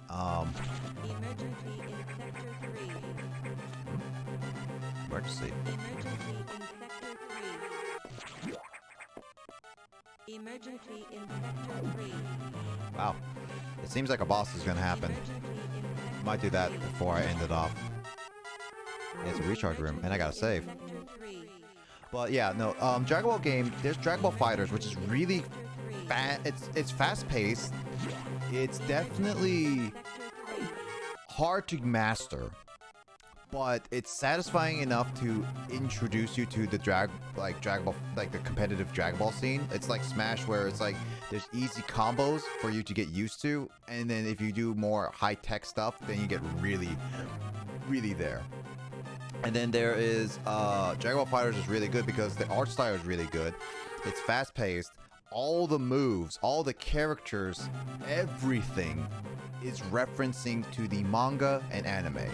There is nothing that's made up outside of just one character specifically, and that was made for the game, and that's really good in terms of like an anime.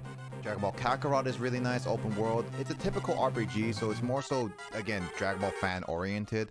I heard the One Piece open world games, the recent ones, like World, I think World Cross, like it was World something.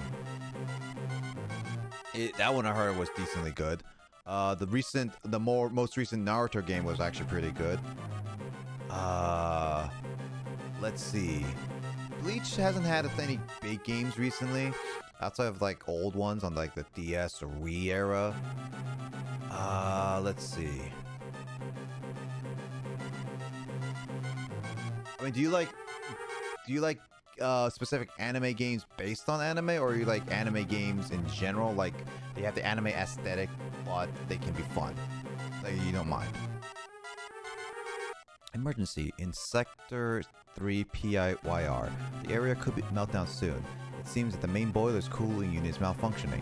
This could easily destroy the entire research station as it would likely trigger on all those destruct explosives.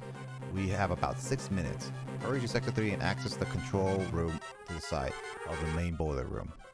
Most of the systems in PYR are down because of this. Again, we know who to blame. The SAX must have locked into system control file with impressive intelligence. Is your objective clear? Yep. There's little time. Hurry to control room sector 3. Well, time to race the clock. Anime games in general? Okay. If that's the case, I heard that Tales of Vesperia, the most recent one, Arise, like that one is surprisingly very, very good. I could have tried it before, and I never did. But I heard it's very, very good as an anime game in general. I would say that's probably a good game to try. It hasn't been on sale recently, but it's a pretty good game for a bang of your buck. There's also Genshin Impact, which is more anime-esque than anything. And then there's also... what was it?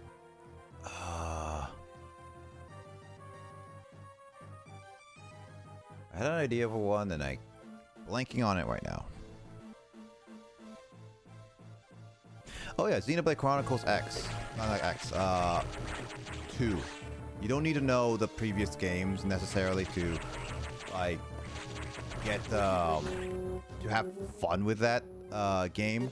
And it's very anime-esque because it has the more anime like aesthetic, and as well as like, you know, waifus, the typical tropes, and the funny faces and stuff like that. It actually has a pretty good story in my opinion. So if you want to try it, I would recommend it.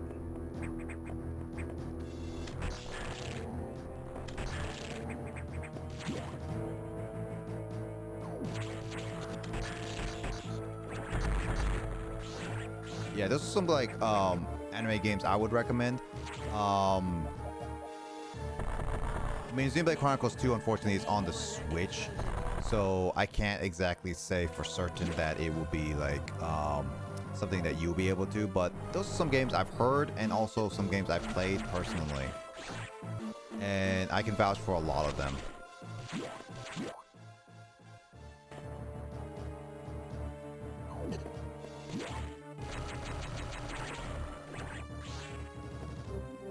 Revelation, no worries, man. I hope we find a game that you really like, because I personally did really enjoy like stuff like the Dragon Ball Fighters. I still play it to this day with like my buddies.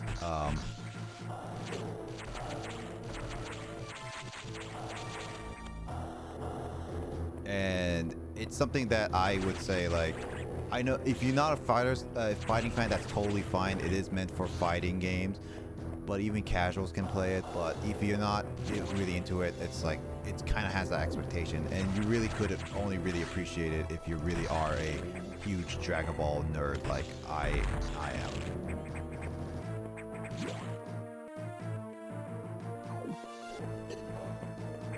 But Dragon Ball Kakarot has a nice casual play. It's also like Dragon Ball Xenoverse.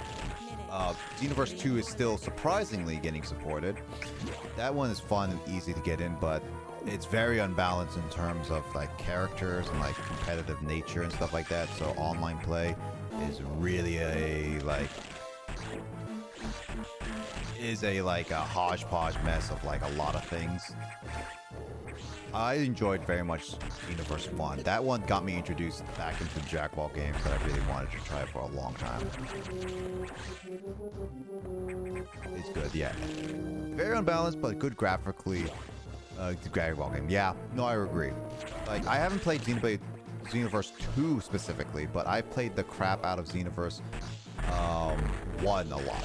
Not 100% everything, because it got really hard, it got really difficult, but Xenoverse definitely got to a point where I really enjoyed the introduction to like a lot of people, which was the turning point for a lot of people to get back into the Dragon Ball games and then try doing something a little different. And then Dragon Ball Fighters is definitely my recommendation for anybody who's a big fan of Dragon Ball. But if you also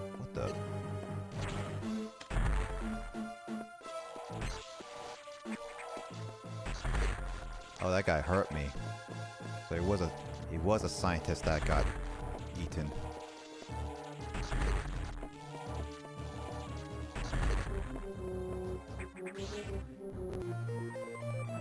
Wide beam. Oh, sweet. But yeah. If you want a really interesting game,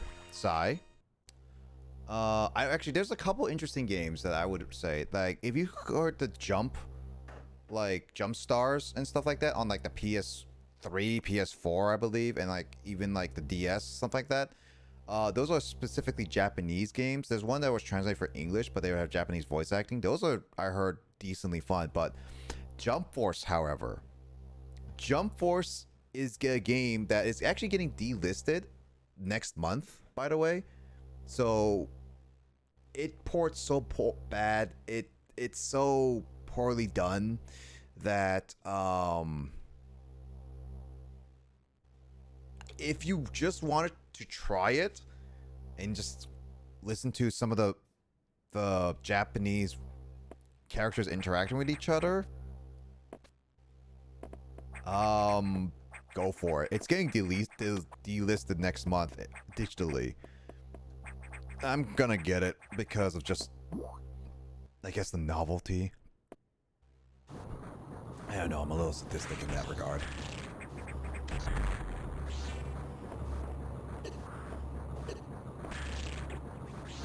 I already have it on like Xbox. I'm planning to get it on PC just so I can keep it. Because again, it's not a good game. I've seen the cutscenes. I've seen the loading times. I even seen the story.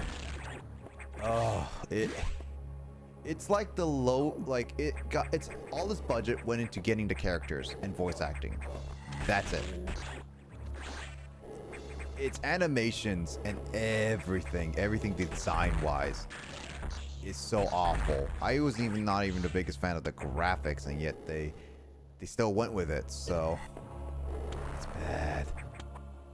But it can be funny. I recommend just watching like YouTube videos of it though, because it's just the amount of people that rag on it does enough just showing you how bad it is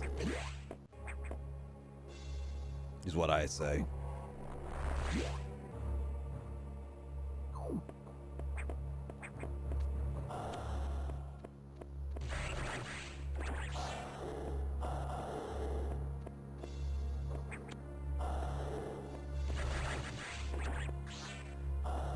Great, are you still there?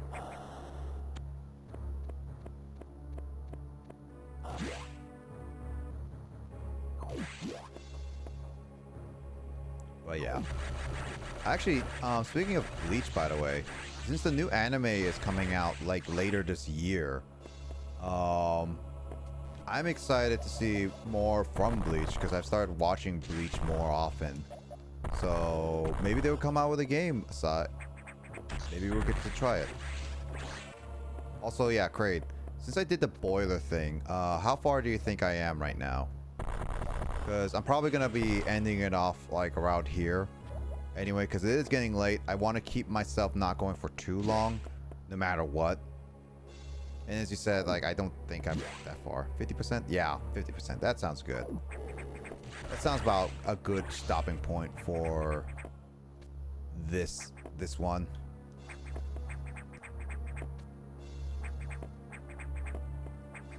Yeah, I'm gonna save the rest for next week. Don't think I can reach that high.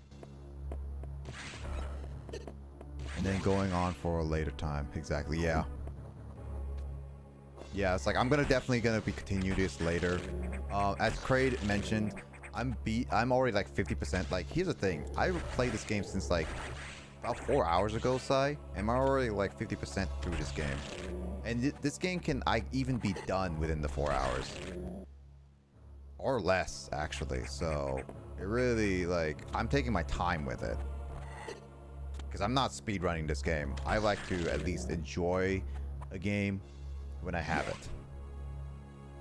Made good progress, yeah, for sure. I'm gonna be saving. I'm gonna go see what's the, like, okay, my thing right now, Craig. I'm going back to the navigation, see what's going on there. I'll get my next objective, which I'll get on the map, and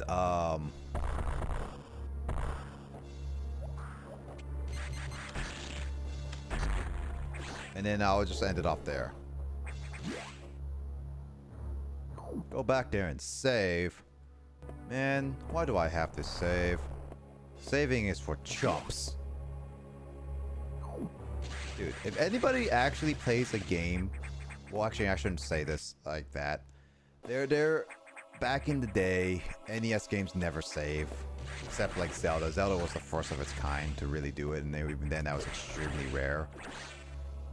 But if you play like these types of games without saving, for your first playthrough, by the way, not like your 20th playthrough or whatnot, like your first playthrough, like, I feel like that's like, who would do that to themselves? And if you don't save and when you die, you just restart from like that stuff, it's just like, oof.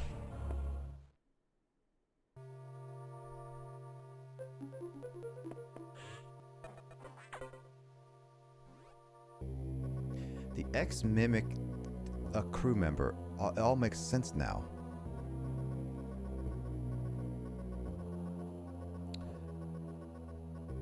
The X can absorb the memories and knowledge of their prey. What an astounding find. HQ was very impressed. But don't you find it strange? This could have destroyed the station with the X in it, not to mention the SAX. Unusual for a preserving species like the X, unless your presence is an even greater threat. A threat to the existence of X elsewhere. This is only a hypothesis. Perhaps their survival instinct is in conflict with their newly borrowed intelligence. Don't let your guard down yet. The X are still a threat. Temis, I see biosigns on the habitation deck. Survivors? The infected crewmen you saw had survived until recently. Maybe there's a chance the signs emanate from there. Is your objection clear? I've just restored power to the main elevator. Use it to return and look for any survivors. Well, that's good. The only problem is with that one is that this is a Metroid game for the most part. You're gonna be alone.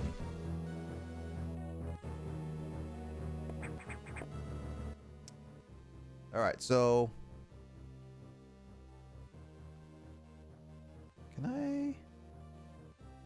Can I change the map? Huh. I guess I can't change the map unless I'm in the map directory. That kind of sucks. I wish it was better than that, but oh well. I can't even pick the stuff. I can sleep though. I mean, I forgot GBA games can actually make you like save with that. That's so interesting. I mean, I literally can make this sleep for the rest of the time because like what the analog does is at least it can make it sleep for the rest of the time. I don't need to press anything. I just keep it charged. So nice. Yeah, Craig, whenever you get this, you're gonna really love it when you get it.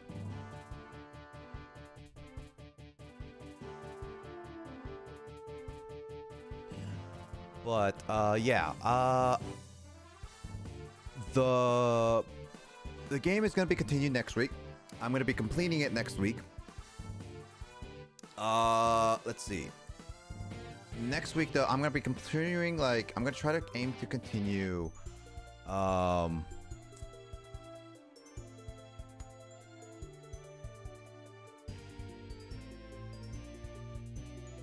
I'm gonna be basically continuing finishing up Metroid Fusion. I can finish that up next session. Let's see what other stuff I have.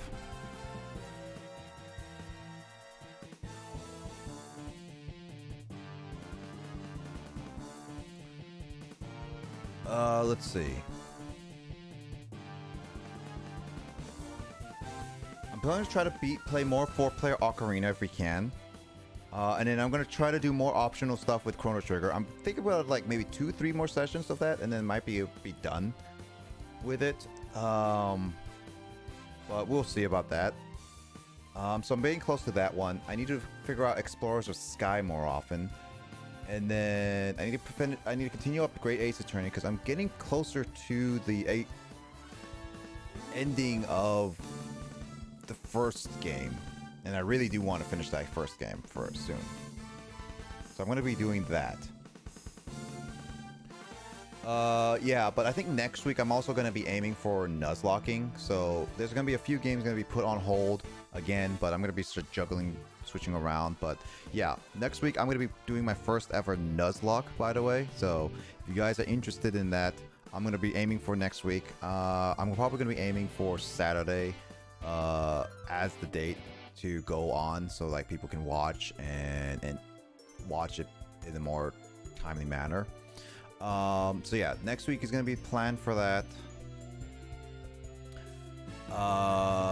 And I got other games to play, so I'm gonna be finishing up a few games first, and I'm probably gonna be adding on maybe a couple more. These Game Boy Advance games go really fast, so yeah. No worries, Sai. Peace. I'm really glad you stopped by and say hello, my dude. So I'll catch you later for sure, Sai. I hope you take care of yourself and you rest up, and I'll see you in another stream for sure. Yeah, take care, dude. I hope you also find the anime game you really enjoy. Yeah, the ones I suggested are ones that have at least recognition, I would say, and some fun in them. Obviously, Jump Force is the one that's out of all of the ordinary, but all of them at least have their own fun. And if you're a fan of those animes, you should be able to be a fan of the rest of that. But yeah, I will be playing because like I'm gonna be continuing Explorers of Sky for sure. I will probably be continuing the story to your next stream, hopefully. Yeah, I'll hopefully see you next stream, Sai. If I'm not busy. Yeah, if you're not busy. I hope to see you around for sure. It's always nice to chat with you and all that stuff. I think I misspelled shoutouts. Yeah, obviously Discord and then my shoutouts, all the people. I'm gonna be rating Biz because he is live right now, and I want to at least say hi to him because he hasn't been live for a while. But yeah, I'm gonna be rating Biz, and but yeah, next week I'm gonna be doing my Nuzlocke. Next week I'm gonna be finishing up Metroid Fusion, and hopefully next week also I can get some 4-player Ocarina in, some maybe Grace Attorney in, some more Chrono Trigger in. So yeah, I'm gonna be like juggling a few things here and there. So maybe I'll get some other games in, maybe not, but we will see, and hopefully things work out. Sure. I also might do more impromptu streams. I'm probably going to be late on those and everything like I did with Dragon Ball FighterZ. There's a more just hanging out and just late streams I'm going to be doing randomly. My scheduled weekend streams are going to be the same. D&D is still, I think, on. And We'll see how that goes. Maybe it will be. Yeah, maybe D&D will be good. It will still be going, but I am not 100% certain. So there's that. But yeah, I hope to catch you guys in another stream, whether it be mine or someone else's. I hope you all take care of you guys self. Thank you guys so much for like dropping by, saying hello, and all that stuff. I don't have a raid message for Biz, but I just do want to say hi to him.